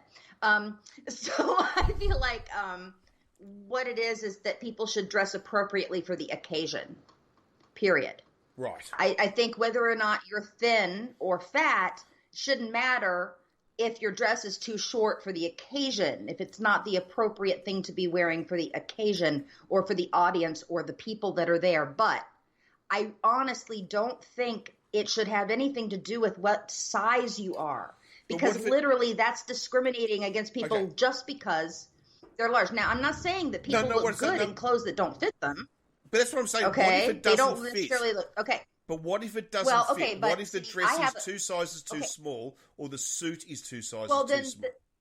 Then the dress didn't fit them, or the suit didn't fit them. But that doesn't mean that they're dressed inappropriately for their size. It just means they should have had a bigger size. I feel like because the dress is short. Okay, the dress itself might be short. It shouldn't have anything to do with whether or not it's short if it fit her properly. Okay, so... I didn't know... Wait, sorry, I just have to say this. I didn't mean it was too short. What I meant was it was too short because it was 2 sizes too small. I have no problem with women wearing short skirts. That's not what I'm saying. What I'm saying is the problem was the dress was 2 sizes too small. Does it matter if they're thin or fat if they wear them? Well, no, okay, no. well, Okay, then but, I agree with you in the sense that nobody should wear clothes that aren't the right fit for them. Yes. Because then, honestly, you try to wear something that is too small for your body, like the smaller size than you should be wearing, you look like a popped sausage. Okay. That's what you look like. Okay, sorry. That's different than saying... Yeah. Well, I think we just, I think what right. you were saying is that you're right. I said it wrong. You didn't express you're yourself right. in the right way. Yes. You're right. The dress was too small for her. She should have had maybe a 10 when she was wearing an 8. See what I'm saying? Yes, you're right. I get that. No, you are 100% right. And can I just say I'm sorry? I didn't mean to actually express it the way I did. What I was trying to say was the dress was 2 sizes too small. I didn't mean to say that. Yes, okay, I'm sorry. So I didn't mean to do that. Oh, here's my other question, though. Yeah. No. And I appreciate you saying that. I think that's obviously the case. Here's my other question. Okay. Yeah. Here's where we find out. Okay. If she was and I don't know your sizes in Australia, but here, a Use size American 3 ones, is a very tiny size, right? Okay. So if she was a size 3, but she was wearing a size 0, yeah, would it have mattered as much to you? Yes, absolutely. Why? Because a size 3 isn't going to have sausage. No. Well, yeah, but it wouldn't have fitted. It would have looked silly. It would have looked stupid. It would have been riding up. It would, because even if you could get away with the width, you couldn't get away with the height. So the thing is that it would still be too short. It would be clinging. It would not look right. It's about the fit. It's not about. It's just about the fit. I agree with that. It shouldn't be about the size of the person at all. I think it's about the fit of the clothing, because I think you can look great in anything if it's the right size for you. Yeah. Because, I do hate it when people wear things that aren't the right size. My niece has a problem with wearing things that are 4 times too big for her. So, and I think also that is but that looks just as bad as well. It's not. It goes in 2 directions. You know, see, okay, I really explained myself so badly, and I really apologise for that. No. That's why we had the conversation. Okay, because it goes. That's why we talked it out. Because if you had just said that and we didn't have the conversation, then nobody would know that that's what you really meant. You didn't mean that she was too heavy in general to wear a short dress. You meant the dress that she was wearing wasn't the right size for her. Jessica Melboy is that's her wardrobe person's problem. Jessica Melboy is hotter than fucking hell. Okay, she is hot. All right, that's I don't know who she is. I'm going to look her up now because you said that. Me, that is not what I'm trying to say. Jessica Melboy is hot. Just Google Jessica Melboy images. She is hot. I'm going to do that now. And see, now you've said that, and all right. I'm going to behave myself, though. How do you spell her last name? I don't know. Oh, Jesus Christ. Is it Melboy? I don't know. It's probably M-A, I think. It's, it's Mauboy. That's it. Mauboy. Because thank you, Google. Oh, well, yeah, she's pretty good. What? Oh, no, sure, she's hot. She's very hot. This girl is not heavy. When's the date of the... So what you're saying is she's curvy. She's curvy. Oh, please, I'm not trying to... maybe was the right size. No, her dress I'm just saying, you're saying her dress wasn't the right size. When Jessica Melboy was at Eurovision 3 years before that to do the halftime show, she looked amazing. The problem was that when she actually went as a competitor, she wore a dress that was 2 sizes too small, and it just didn't work. That's always a problem. And I know I've gone around this totally the wrong way, and I feel so fucking bad now about all of that. But I've done my job. No, I'm teasing. we have scotch, so it's all right. You know. Yeah, I got my other bottle of sake, so that's all right. That's all right. We're doing all right. So anyway, what she doesn't. She doesn't look to me like she's even like super curvy compared to like what women in America are in general. But she's you're right. She's pretty damn hot. Y'all look her up if you don't know her. I'm going to listen to her music. And she's a good singer. There's more thunder. Oh wow. Yeah, okay, it sounds like you're moving around on a leather chair, actually, but it's actually thunder. It's really quite wild. It's thunder, and when it happens, everything in the room rumbles, and my glass actually had little, like, ripples in it like a dinosaur was walking. So, if you've seen Jurassic Park, that Jurassic Park, that famous scene. Yeah. It gave that little boom, and I had ripples in my glass. So that's how close that one was. Wow. It's always an experience out there. You've got a Tyrannosaurus out there. Well, in fact, in Jurassic Park 2... I want to say something about dinosaurs. Oh, yeah, go for it. What? Yeah. I was going to say, in Jurassic Park 2, wasn't it Florida? Oh, sorry. No, we're talking over each other. Sorry. No, we were both doing that again because we just do that. I think there's a delay, honestly, sometimes with us from back and forth. No, we are I'm going just halfway selfish. Across the world. I am also selfish. I'm a selfish male. So, anyway, I will shut up. Go for it. No, you brought up dinosaurs, and honestly, it was a stupid thing. I just wanted to say, when I was a kid, do you know what my favorite dinosaur was? It was a brontosaurus.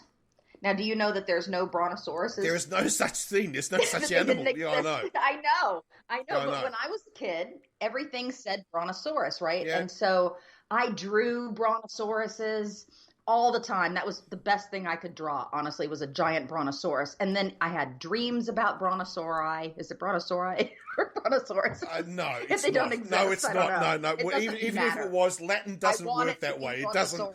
Yeah, putting I at the end of the word does not make it Latin. It doesn't work that way. Warren, I want it to be brontosauri, and if it doesn't exist, it can be that for me. Well, then it can. Yeah. Okay. Just give me what I want, or tell me that's true. And it's true. It's the best way to handle me. But yeah, I was actually really mad when I found out that they had just fucked it all up, and there was actually no brontosaurus. So yeah, that's like a tidbit about me and my psyche. I'm still mad about it. Well, but from what I can understand, there never was. No one ever said there was. No paleontologist ever Somebody said there was. No. It was just fucking literature and movies and everything that just ran with this idea. Brontosaurus is a generic term for a large herbivore. It does not mean a species. It's like saying cat. Cat. Well, there is no what. Okay, what I thought they had said, and I might be wrong. Okay, I might be wrong. But I thought they had said that what they had done was mixed up different bones, like bones from different dinosaur species. Yes, originally, and what they thought was the thing that they were calling a brontosaurus was actually multiple dinosaurs and different bones, so there was no brontosaurus. Now, I don't know what you're saying. No, this is very true, but I think this goes back to the 1920s, though. When I was born in 1970. I mean, I had brontosauruses in all my books. What's wrong? So did I. But hang on. But so did I. But seriously, how much here's my argument. When you were at school, how much paleontology were you actually taught? Serious paleontology. This wasn't school. This wasn't at school. Right. My parents bought me books. Oh, books. Okay. Which okay. And books, because they're so correct. You know. Are you disparaging books in my presence? We're going to fight. Sorry. You can still buy history books that still state that the British Army wore red so the enemy couldn't see the blood. It is still something that's all the bullshit. It is still written I'm not about talking about even history today. Books, but Well, paleontology books. Technically I am talking about history books, but that's not the point. I was more talking about the scientific version of that because, again, paleontology, as long as archaeology and all those things, they know what they know, and it's the truth until they learn something different, and then that's the truth. Yeah, but hang on, that's science. But hang on, that's the world. That's science. Oh, it is always. It is. It is fact until we know better. And that's the thing. But see, here's the thing. I wish they wouldn't say it's fact, though, because it's not fact if later you learn better. It was a fucking opinion. What we need is a better... but what we need is a better word, okay? So, in other words, relativity is a fact until we know better. The question should be, do we need a new world? Somebody just disproved it. Well, I don't know if anyone's disproved it. There may be a theory questioning it. I don't think it's been disproved. I stand to be corrected. I read something, and I might be wrong, but I thought one Cambridge of the universities had done stuff. Cambridge Analytica? No, it's not Cambridge Analytica. Okay, I just wondered. I'm just curious. Okay, I just had to throw. I just had to throw that in. You know? Well, just when we talk about, it's like I read something. I always have to say these days, was it by Cambridge Analytica? No, God damn it! Now I forgot what I was going to say because you made me go. What the fuck is wrong with you? Sorry. Well, actually, I'll tell you what. Because I thought you meant to say Cambridge University first. No, I was like, no, that's a fine institution. Well, that's a fine institution, unless you went to Oxford, in which case it's a dump, right? But otherwise, it's a fine institution. Well, my great grandfather went to Oxford, so that's all I'm going to say. Well, it would also comes down to what the and concept that obviously reflects on me. Well, actually, if you go back to when I was a kid, when I was a kid, because the whole idea is I grew up on British, what they call undergraduate humour, okay, which is all the university reviews, and there was a battle between Oxford and Cambridge. I mean, Oxford produced Harvard and Yale shit. Yeah. Well, yeah, but Oxford produced Dudley Moore, Peter Cook. Whereas Cambridge, produced, basically the entire Monty Python team, John Cleese. I was going to say, but everybody else. And pretty much everybody else, I think. Rowan Atkinson. Rowan Atkinson, I think, is a Cambridge boy, right? It produced... I'm trying to think. I know there were actually some Oxford lads. I believe the Oxford scene was much harder because they didn't have their own bar. I believe Cambridge had their own bar, which made quite a difference. That's why people were more fun from there. It could be. I've heard the story of Hugh Laurie. I know you're a big fan of Hugh Laurie. Love Hugh. I love Hugh Laurie. Yeah. I think he's he went to university, of course, with Stephen Fry. I can't remember though if that was Cambridge or Oxford. Well, it's like there's a great line in we've spoken about Yes Prime Minister and Yes Minister before on this show, a British TV show, and there's a great line in it where Sir Humphrey, who was meant to be the secretary to the Prime Minister, and he's talking about there are certain things that must be protected in this country, and he lists them all off, and then one of the things he says, the universities, both of them. So there's only two. There's Oxford and Cambridge. Now Britain has probably 150 universities, right? But it was the universities, both of them. Oh God! So if you didn't go to Oxford or you didn't go to Cambridge, fuck it. That's it. Yeah, right. Luckily, although in Australia there is a bit. If you didn't go to Melbourne University. Melbourne University is so fucking sought after as a foreign statement on, like, if you are Chinese or Thai or Singaporean or Malaysian or Indonesian, if you go back with a Melbourne University, that's the equivalent of it saying Oxford. At half or a quarter the price. Really? Oh, Melbourne University in Asia is the fucking university. My sister still jokes to me about, I've got a Melbourne University degree, and you went, where'd you go? Fucking Deakin? And I say, well, Deakin was nothing wrong. And she goes, oh, Deakin. I went to Melbourne. It's like Melbourne University. It's like there is a joke. Even we go back to Yes Prime Minister, where he went to the London School of Economics, was where he got his degree, right? But of course, his secretary went to Oxford, so the secretary to the Prime Minister is more highly educated than the Prime Minister. So it's. Yeah. Oh well, I would say that happens a lot. Well, not with the Prime Minister, but in general, women. The women who are serving men in positions often have more education than they do. Yes, well, it is a little bit like, I know in Australia the idea you've got a politician who's the secretary, sorry, we don't call them that in this country, with the minister, like the minister of agriculture. Ooh. right? So the Minister of Agriculture Mm-hmm. went to fucking Townsville TAFE. Right, TAFE means technical college, okay, which is not a degree, okay. It's not that's where you go to learn stuff. But the press secretary for that person went to Melbourne or Sydney University, so much fucking higher up, right? You know, but they're their press secretary. You know, it's like, oh. Yeah. Oh dear. Oh God. The fun of life. Anyway, we need to take a quick break, and we are going to be right back. Break. We do, because something has happened in my house I've got to deal with. Well, good, because my udon noodles might be here. I'm not sure, but yeah, cool. Let's go Right. take a break. No worries. We're going to take a quick break. All right. No worries.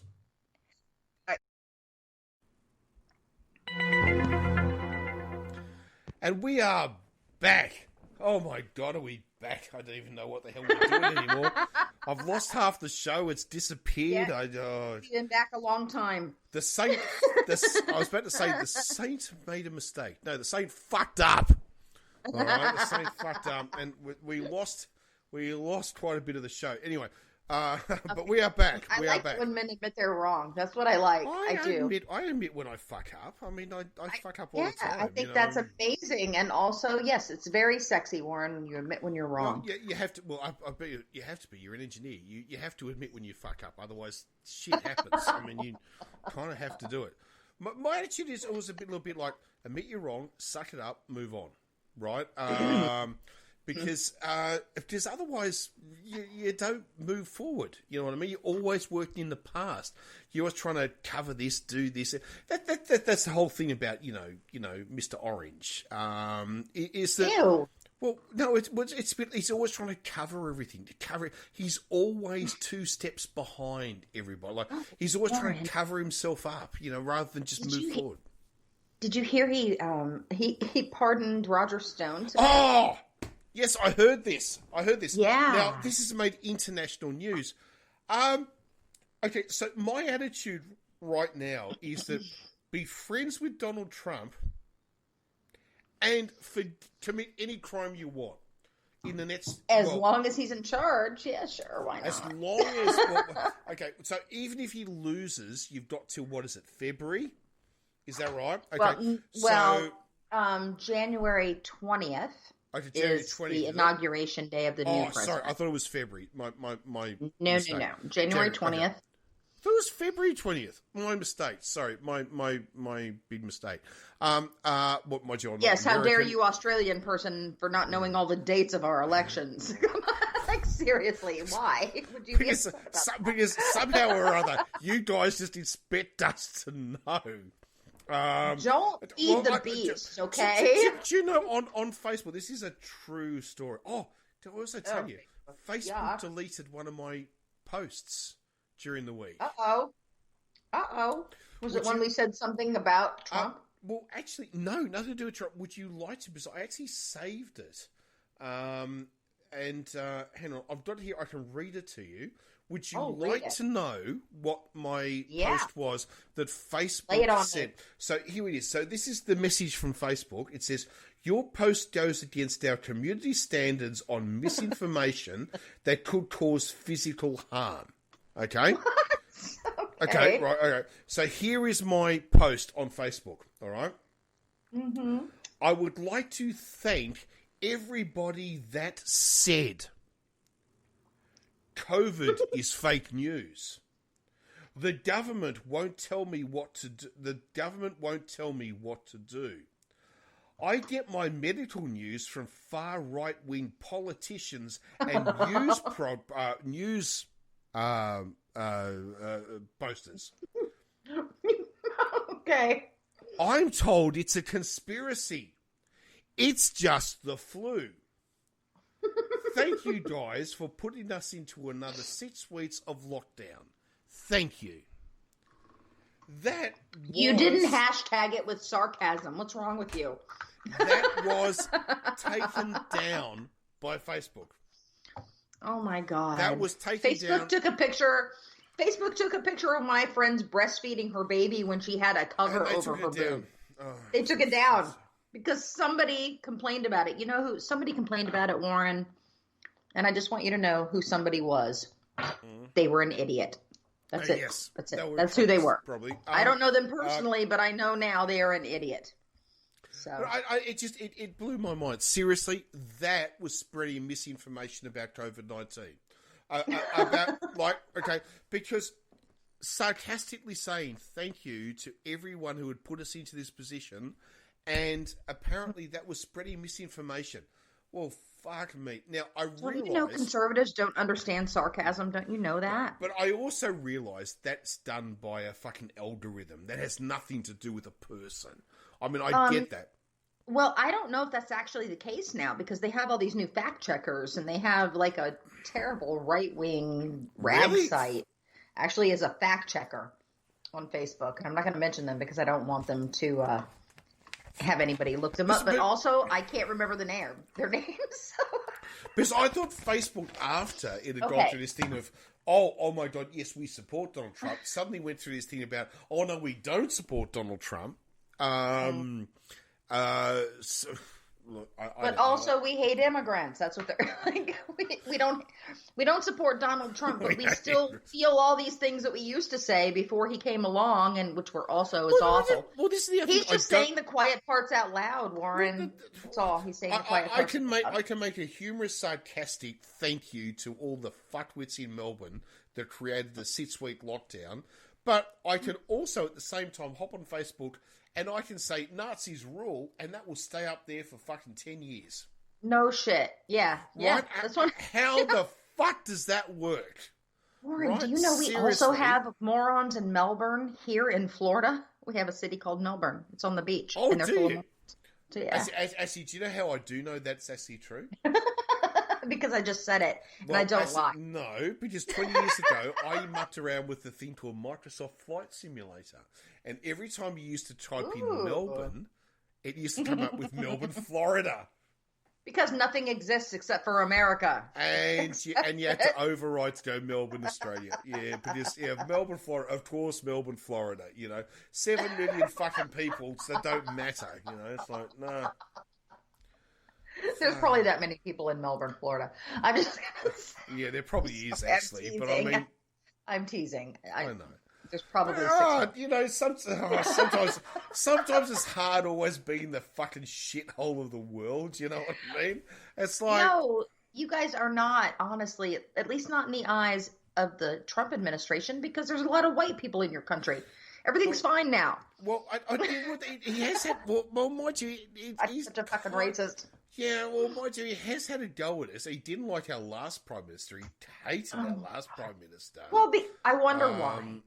Because they tried to drop the dime on him. That's why. Because our last Prime Minister did a press conference where he sort of said, where he went on a press conference and he said, I'm paraphrasing, he says, where he parodied Donald Trump. Yeah, that really probably would have gone down well.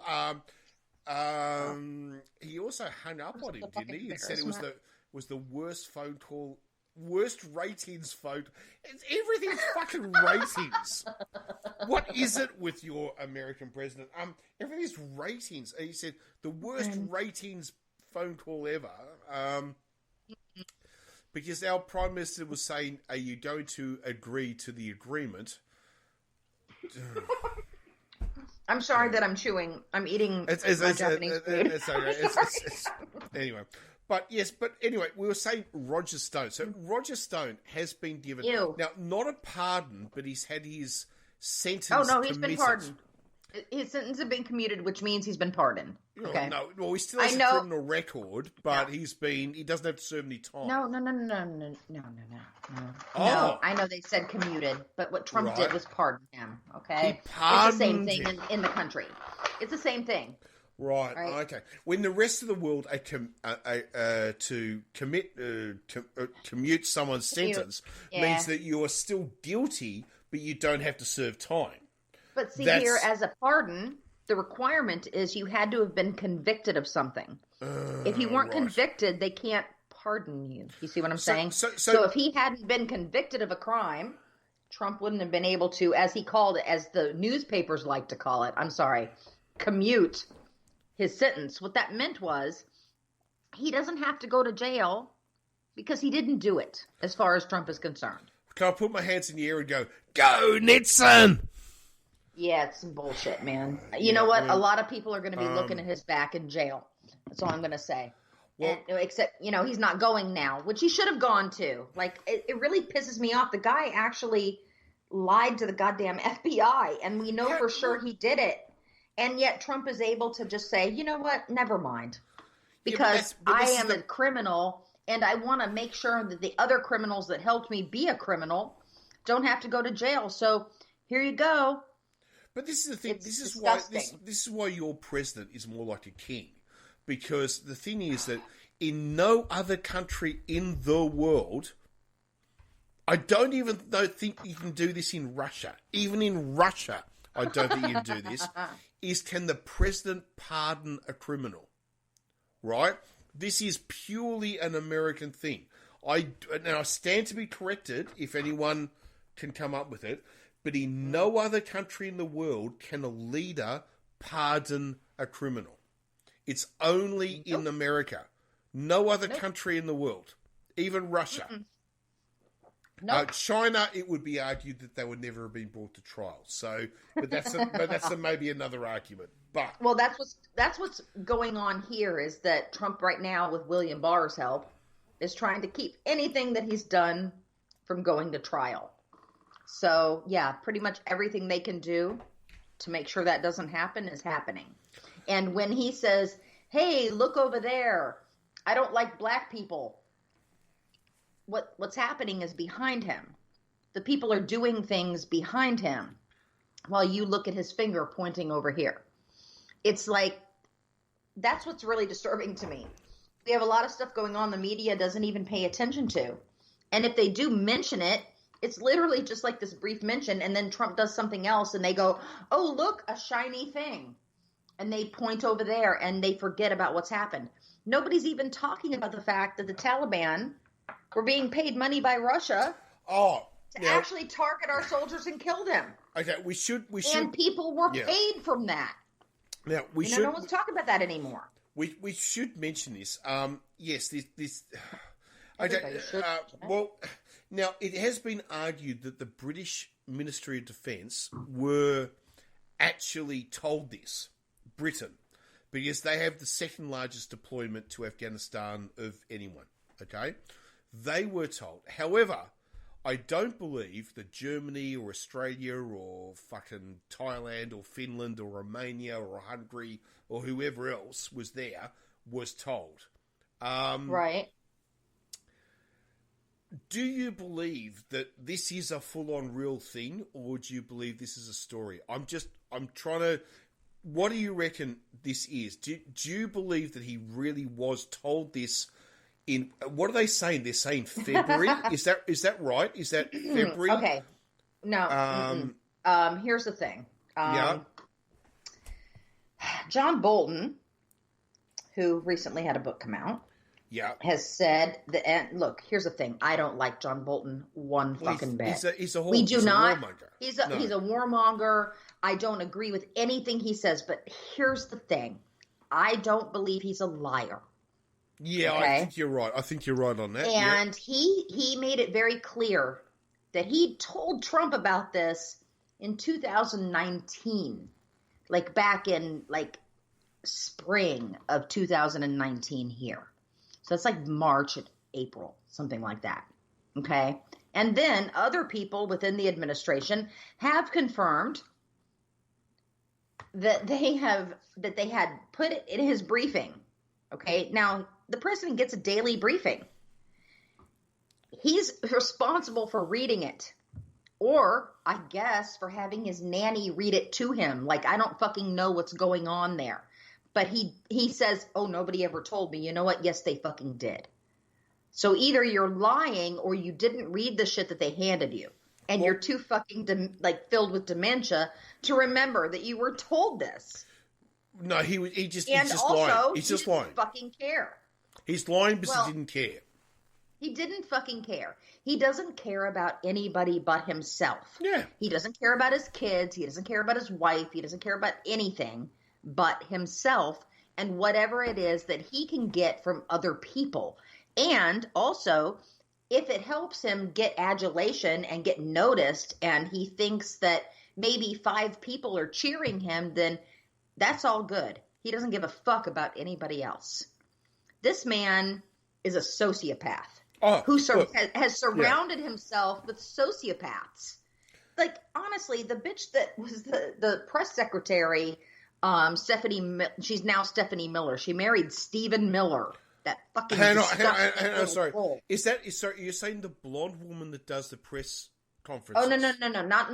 Not Kayleigh McEnany. She's just Baghdad Barbie. She's a fucking bimbo. Yeah, she's a Barbie. Yeah, I know. Yeah, she's a younger version of Kellyanne Conway who will just lie. It doesn't fucking matter. So who the fuck Stephanie Miller, who would marry the uncold, undead, fucking concept Stephen of Miller. Vlad the Impaler?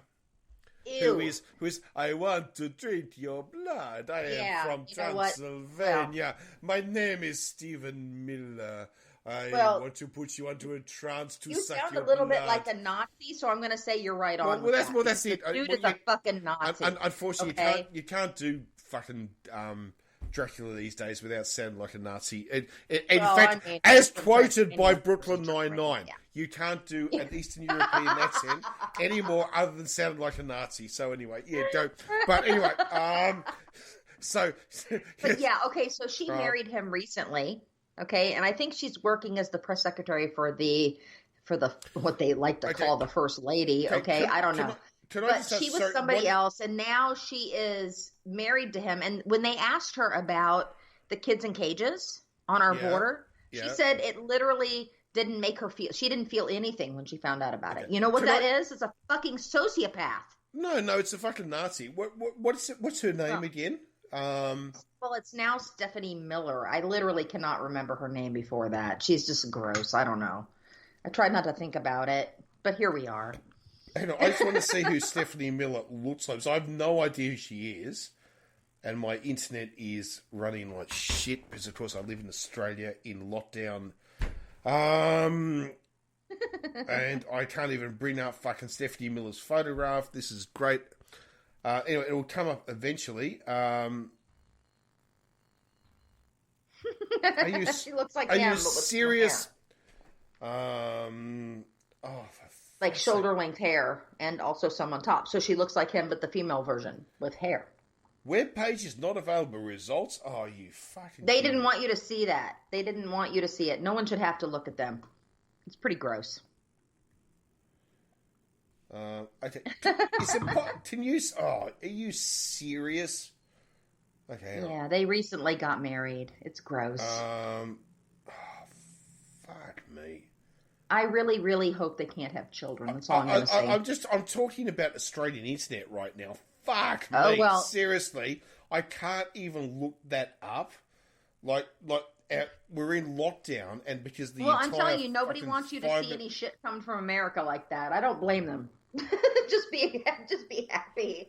I'll post a picture of her somewhere on my political account, and then you can judge it. I just anyway, it'll come up. I don't be fucking whatever. Okay, so actually, I know how to do it. What I do is I'd be very clever, and if you can just play some elevator music for a second. And if I go, because the internet is so shit in Australia, thank you, fucking LMP, Malcolm Turnbull, Mr. Internet. Right. Elevator music. It was going to give us world-class fucking internet. World-class internet. Worst internet in the world. Romania has better internet than fucking Australia. Right, thank you, Mr. fucking Internet. Are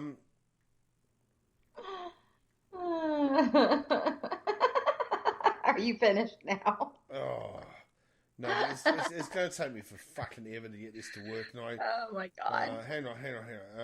Can we do this? What the fuck? Now my phone's not working fucking properly. Hang on, Wi-Fi. Warren, we're still recording, and you're just bitching about your phone. Oh, sorry. Screw no, that. I'm okay, bitching about Australian. I'm bitching about Australian internet because it's so fucking bad. Oh, now, I've gone on to 4G. Guess what? It's working. Wow. Oh, Warren, yeah. Warren, deep breath. Breathe in. Hold it for a second and exhale through your mouth. And then let's move on because here we go. Stephanie Miller. You being angry at that is not as fun as being angry. Well, okay, I'm just okay. So it's just come up. So I'm going Stephanie Miller images. This is his wife. Okay, she looks like the wife of a fucking vampire. Yes, she does. Well, because she is the wife of a goddamn vampire. She looks like the wife of a fucking vampire. She really does. So yes, they are vampires. I truly believe that. Emotional vampires. They drain the blood emotion of society because in their hearts they're fascists. And they kind of wish that Hitler won. Right? Because that would have given them their perfect world. If you think about it, Stephen Miller would have grown up in an America under a fascist utopia. He would have loved that. Yeah, well, I'm sure he would have. You know? He would have loved that. He would have loved that. He's trying to create that for people here in our country, but we're not going to have that because America is, by its very nature, fucking Antifa. So it is. Well, it should be. And, it is. And I would just say December 7th, 1941. Is that right? 1941? I'm not American. Sorry. But I think it's December 7th, I don't have all the 1941. dates. Okay. I think it's December 7th, 1941, because you were 2 years behind. So, I thought we would. yes, what you were date did Antifa. Pearl Harbor happen because it just happened That's like what I said. 42, December right? 7th, 1941. Was it 41? Was it 41? Okay. Oh, because it was close. Okay, December. Yeah, December you're 7th, right. 1941. Yeah. I'm an Australian and I know that. That's terrible. I Anyway, just watched Midway and I didn't remember that. oh, okay, actually, look, I can't help it. What did you think, Midway? What did you think? I thought, well, the new one. I thought it sucked. No, the new one. I haven't seen. I've seen the old one with Charlton Heston. Okay, I haven't well, seen the the new old one is brilliant. Okay, but the new one was discombobulated, and you didn't care about any of the characters, and they went into detail about their personal lives, but not enough to make you give a shit or understand what was going on, and not enough time in the actual battles. Like, nothing had enough time. So if you're going to focus on the battles, do that. Or if you're going to focus on their personal lives, then fucking do that. But don't leave me in the middle going, who's that guy at the end of all this movie? You know, I just felt like they really missed the mark on it. I thought if you're going to reboot something like that, then you better fucking make it better than the original. If you can't, then don't do that. Well, I just saw the latest movie on Apple Movies, which is fuck me, you know, Saving Private Ryan. Who was the star? Huge American star. It's Tom Hanks. Tom Hanks. And it's about a naval destroyer in 1942 doing the Atlantic run with the convoys, you know. And this movie, to me, looks like it's, I'll be honest with you, 98% Chinese. I mean, I hate to say this, but it's all fucking CGI.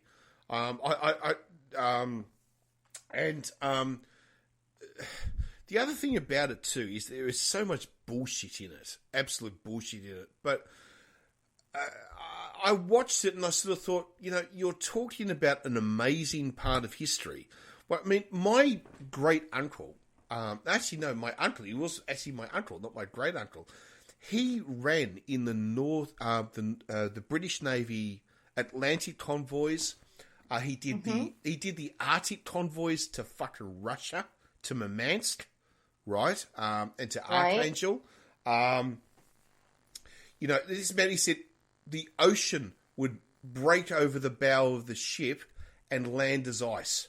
It was water when it broke and it landed as ice. Right. Okay. Amazing stories. And I think he would have watched that and been horrified. It was just, you know, a lot of love for fucking Tom Hanks, but I just think, oh, really? Seriously? No.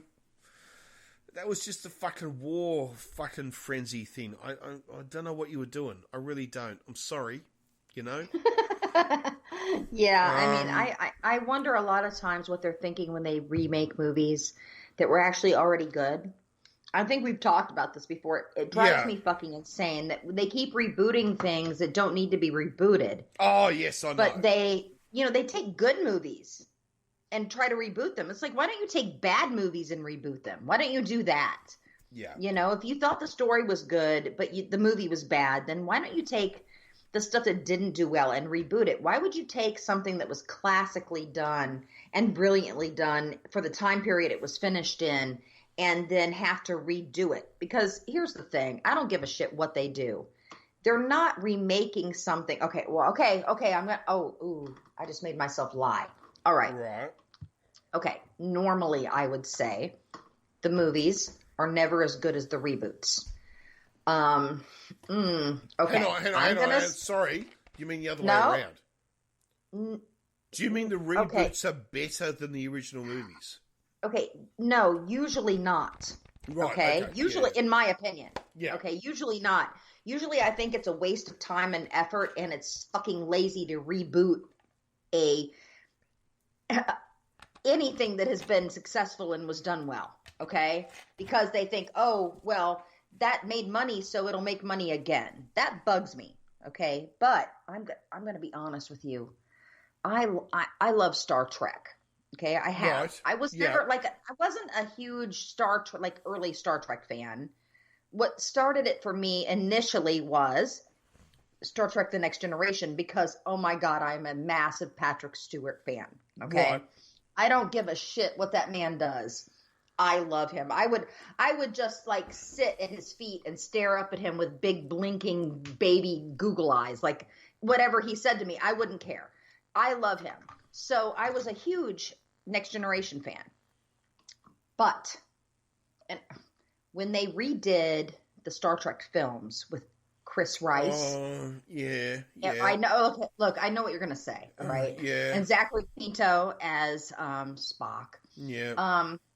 I have to say to you that I actually, for the first time in a long time, was very excited about the Star Trek franchise because I felt like for the first time since Picard was there, after all of the series they had done and tried to do in between, and the movies they had done with the original cast, and even the Next Generation folks, okay, it didn't excite me in any way, but I was thrilled with the new version of those films. Wrath of Khan, the new one, okay, I don't, okay, I get what you're saying. Yeah, it wasn't the story. I didn't love that they rebooted the story. Well, it's an alternate universe. It's not a reboot. It's an alternate universe. Yeah, okay. Look, I get that. And I understand the timey-wimey bull. I get it, okay? I think that, honestly, a lot of times, I think that it's a cop-out. And I think it's not Picard. It's just had... the universe still exists. That was an alternate universe. It was not a reboot. It was an alternate universe. It's the only way I know you want to argue that, but here's the thing. It's the reboot of the fucking series, okay? They're the same characters. Yeah. They're telling the same story in a new way, in a sense. Okay, and look, it should never have happened. But see, I was actually super excited after watching the first the first Star Trek with Chris. I'm sorry, it wasn't Chris Rice. I'm sorry, it was Chris Pines. Chris Rice Chris Rice is a Christian singer. Holy crap! Okay, so no, I was totally wrong on that. Chris Pines, but Zachary. Hallelujah. Okay. Hallelujah. No, hallelujah. I'm not going to joke. Hallelujah. I like a couple songs, okay, but I'm not going to joke. I don't want to. I appreciate music in all its forms. So I'm going to say. I loved the new cast. Okay. I thought what they did was great, and I would have loved to have seen more. And then I was really, really sorry when the actor who played the new Chekhov, who was only 17 when they cast him in the role, and he was only 21 when he died. He was in his driveway, and something happened with his car, and it rolled forward and rolled over him, or pinned him against the wall. They were doing some kind of work on it. Yeah. And it killed him. And I thought, as this new franchise was coming out, I really feel like that's, even though he was a minor character, I feel like that was enough to actually kind of suppress the entire series. And I think that's what happened. Chekhov, and I know that kind of, the kid that was playing the new Chekhov, which I thought... No. Chekhov is not... Because Chekhov was not in the first series. He was in the second and third series of the original Star Trek.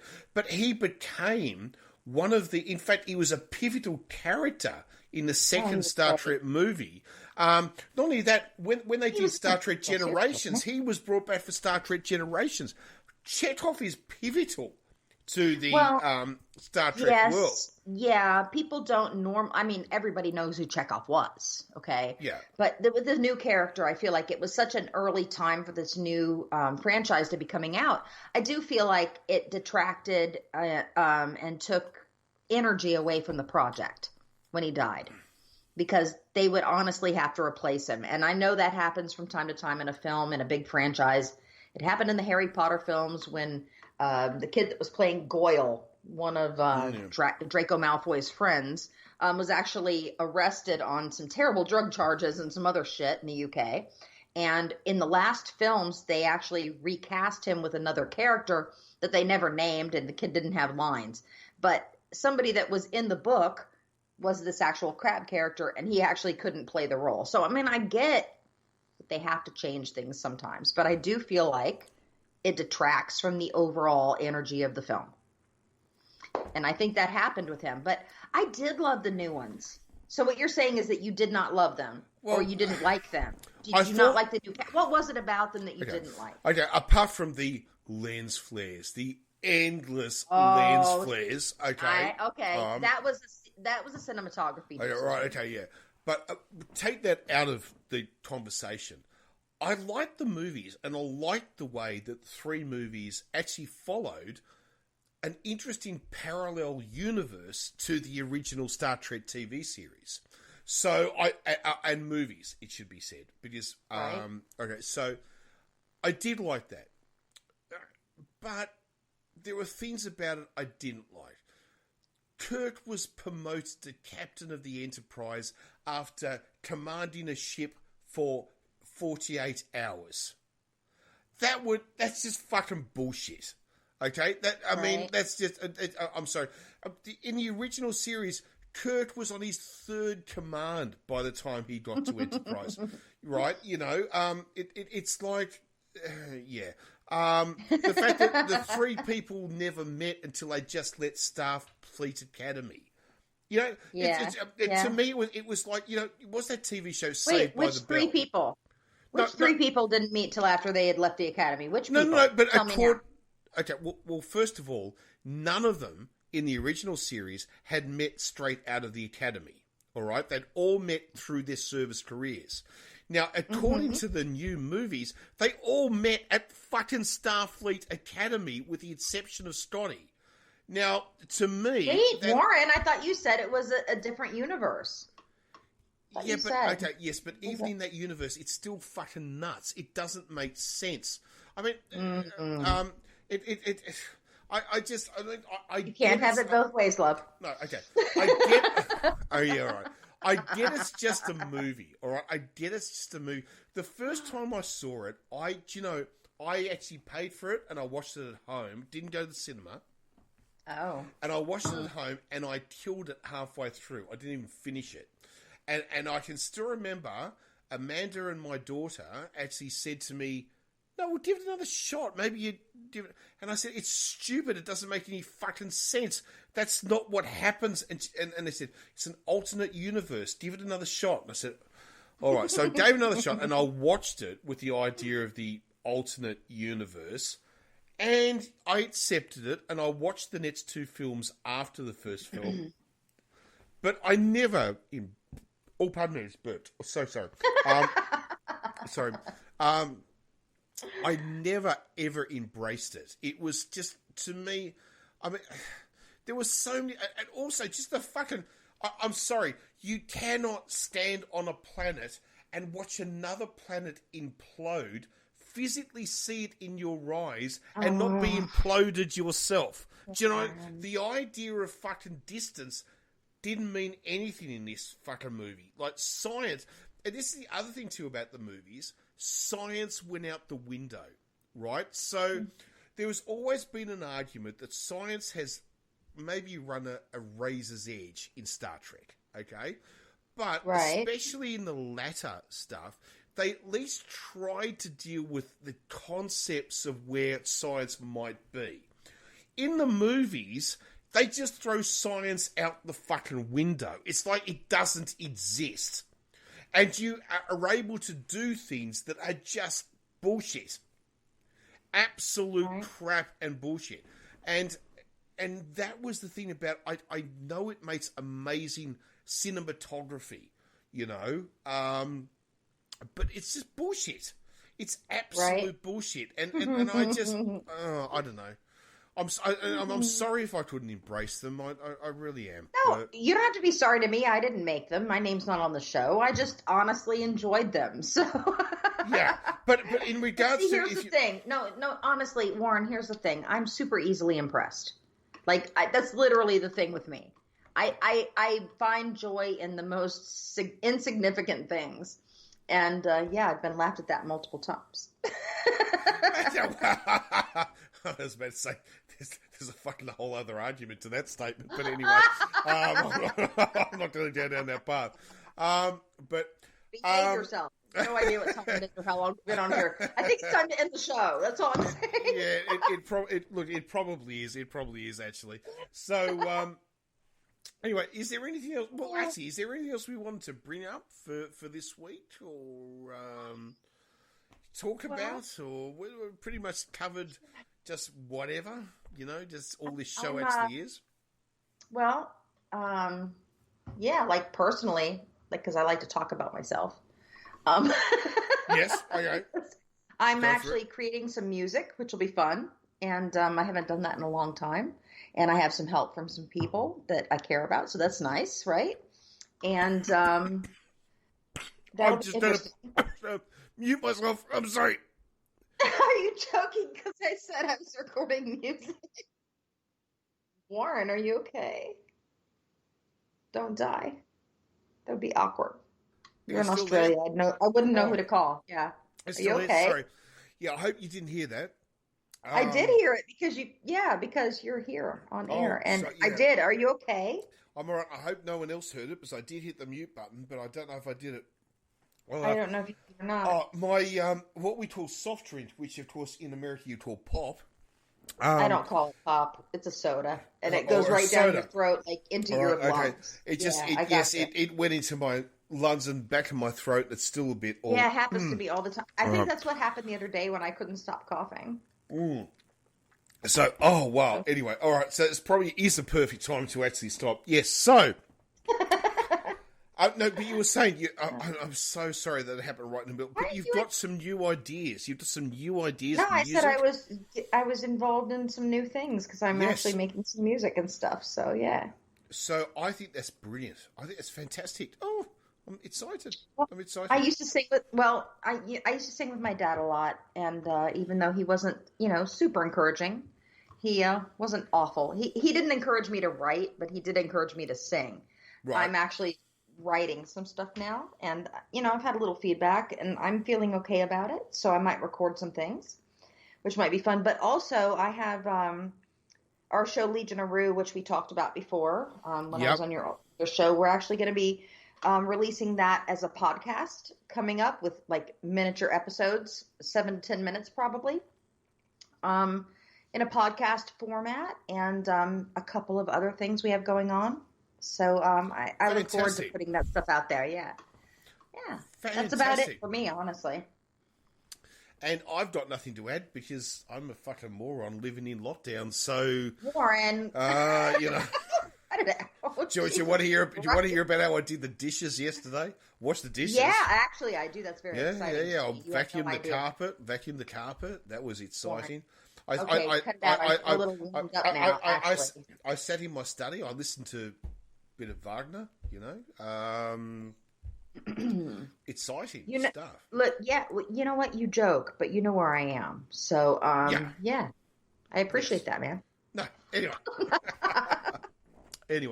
Anyway, all right. Well, thank you for listening. Now, by the time we put a list together, probably will be early in the week.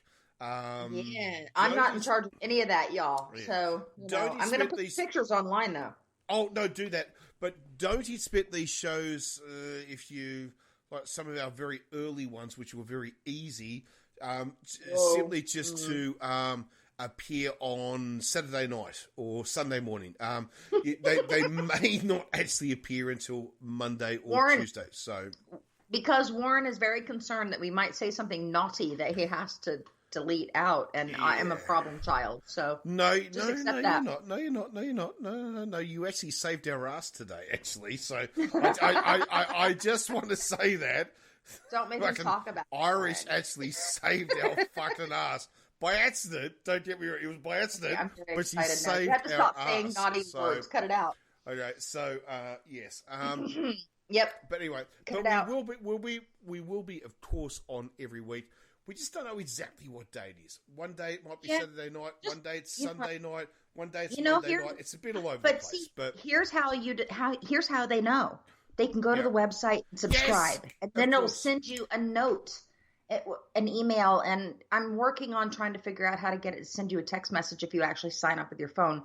That's not really my thing, but I'm working on it. Okay, so. Or just send me a message. Send us a comment if you have comments or questions on the website. There are two ways. One, if you're listening to us through, I don't know, Google Play or Apple Play or fucking whatever your podcast, go to the website. Of the 20 different 1,000 podcast things that are out there, because I think we're on about 200 of them. All right, we're on I don't know. I think we're signed up for about 20 different podcast services. Very exciting. Right? So we are out there. So you can use whatever service you want to listen to us by. The easiest way is just to say fuck that all and go to the website, which of course is thesainsmartini.com. It could not be easier.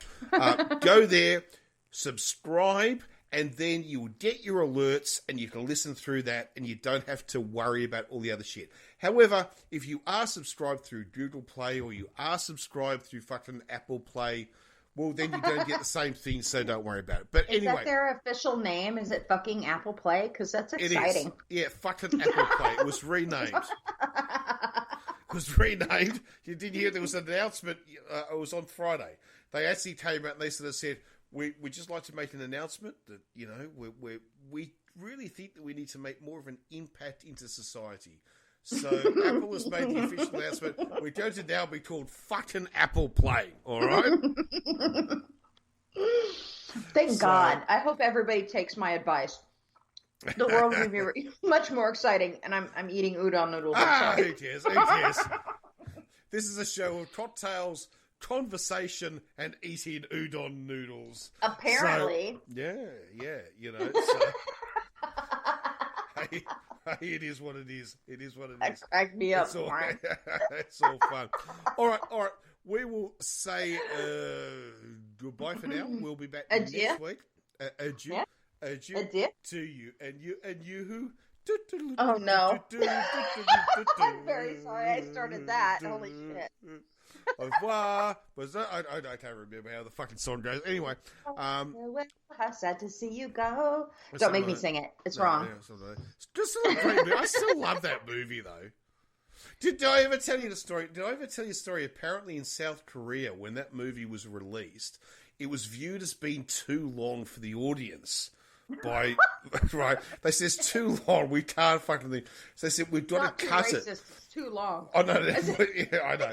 Yeah, don't worry about the Nazism. That's fine. What's the South Korean Nazism? Schmartzism, whatever. Right? Okay, it's the fucking nationalist Chinese. Going on 17. I know. So anyway, they said it's a bit too long. You are 17, going on Nazi. What was it? How old was he? So you were 16 going on 17. He was 17 going on Nazi. Going on Nazi. Okay. Well, actually, that's probably not actually that bad. But apart from the Nazi bit, but I'm going to say the Nazi bit is very disheartening. Well, that's very bad. Although I have to say there's a good proportion of Austrians embraced it. But anyway, we won't go down that path. It's a modern Austria. And although actually I've got a fucking friend that lives there. I have a friend who lives there. And I'll tell you what. Yeah, you're worried about your country. You're worried about your country embracing National Socialism, Iris? Yeah, I am, actually. Yeah. Well, yes, I know you are, but Austria, they've got about 10 years on you, all right? They're way ahead of you. I'm not worried about Austria, man. I'm worried about America now because we're pieces of shit and we shouldn't be. We should be better than this, and we're not right now, and that's the way it should be. We should get off of here because I'm going to say things that I shouldn't. And it's also like 5 million fucking white people want to be Nazi. What does it matter? Do you know what I mean? Like, who cares? Who cares? Do you know how embarrassed I am to not have any melanin in my skin? Okay, no, that's what I'm going to say. No, that's not funny. No. I love. We are who we are. We are who we are. We are who we are. We are. No, we are. No, we are who we are. We can support the right cause. All that's important is that you and I can say that we are on the record of supporting the right side of history. That's all that's important. All right. I hope the rest is not relevant. It's a bit like in 1939. You're sort of saying, I wish I was part Jew.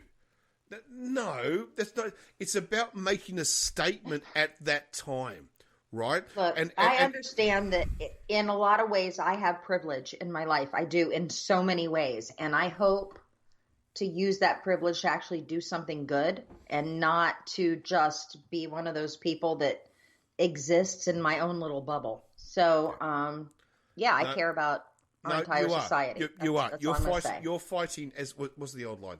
You're fighting the good fight. So you have nothing to be embarrassed about. Nothing to be ashamed about. No. I'm sorry. You didn't see my hair in the 80s. But that's enough of that. That's different. Okay. I have plenty to be embarrassed about. Oh, my God. You should have seen some of the ties I used to wear. Fuck me. Do you remember pizza ties? Jesus Christ. No, I don't know what that is. But were they skinny ties? My dad wore a lot of skinny ties. Oh, no. They were wide ties that looked like a fucking margarita pizza. So, there was a tie. Were you wearing them too long, Warren? Because then I'm going to have to call them Trump ties, and I'm not going to be happy if I have to associate those two things. No. Never, ever have I worn a Trump tie. A Trump tie, the idea where you wear a tie below your genitals, it makes no sense. Well, you know why? He's hiding his tiny penis. Well, no. It's very Freudian. Actually, no, he is. He's literally hiding his very tiny penis. No, he's hiding his gut. Is what he's actually doing, because the man is so fat. What he's doing. See, the problem is the fatter you are, the longer you have to wear the tie to hide your stomach. Because if your tie is shorter, and now I'm fat shaming, and I know that's wrong. You are again, and I'm going to smack you. I'm just going to leave you with this quote that a friend of ours, when I lived in, this is a weird reference, Hendersonville, Tennessee, when I was in 10th grade, okay? Right. My sophomore year of school. My family knew a guy who was this huge singer in the Nashville area, and his name was Tommy, and I don't remember his last name, but he was a very, very, very fat man, and we loved him. He was brilliant. He had tons of fans that would come and hear him sing, and his whole thing, his favorite line was, when you're fat like him and you're having sex, the harder you push, the more Peter you get. And that's the end of that. Okay? Let's end the show on that.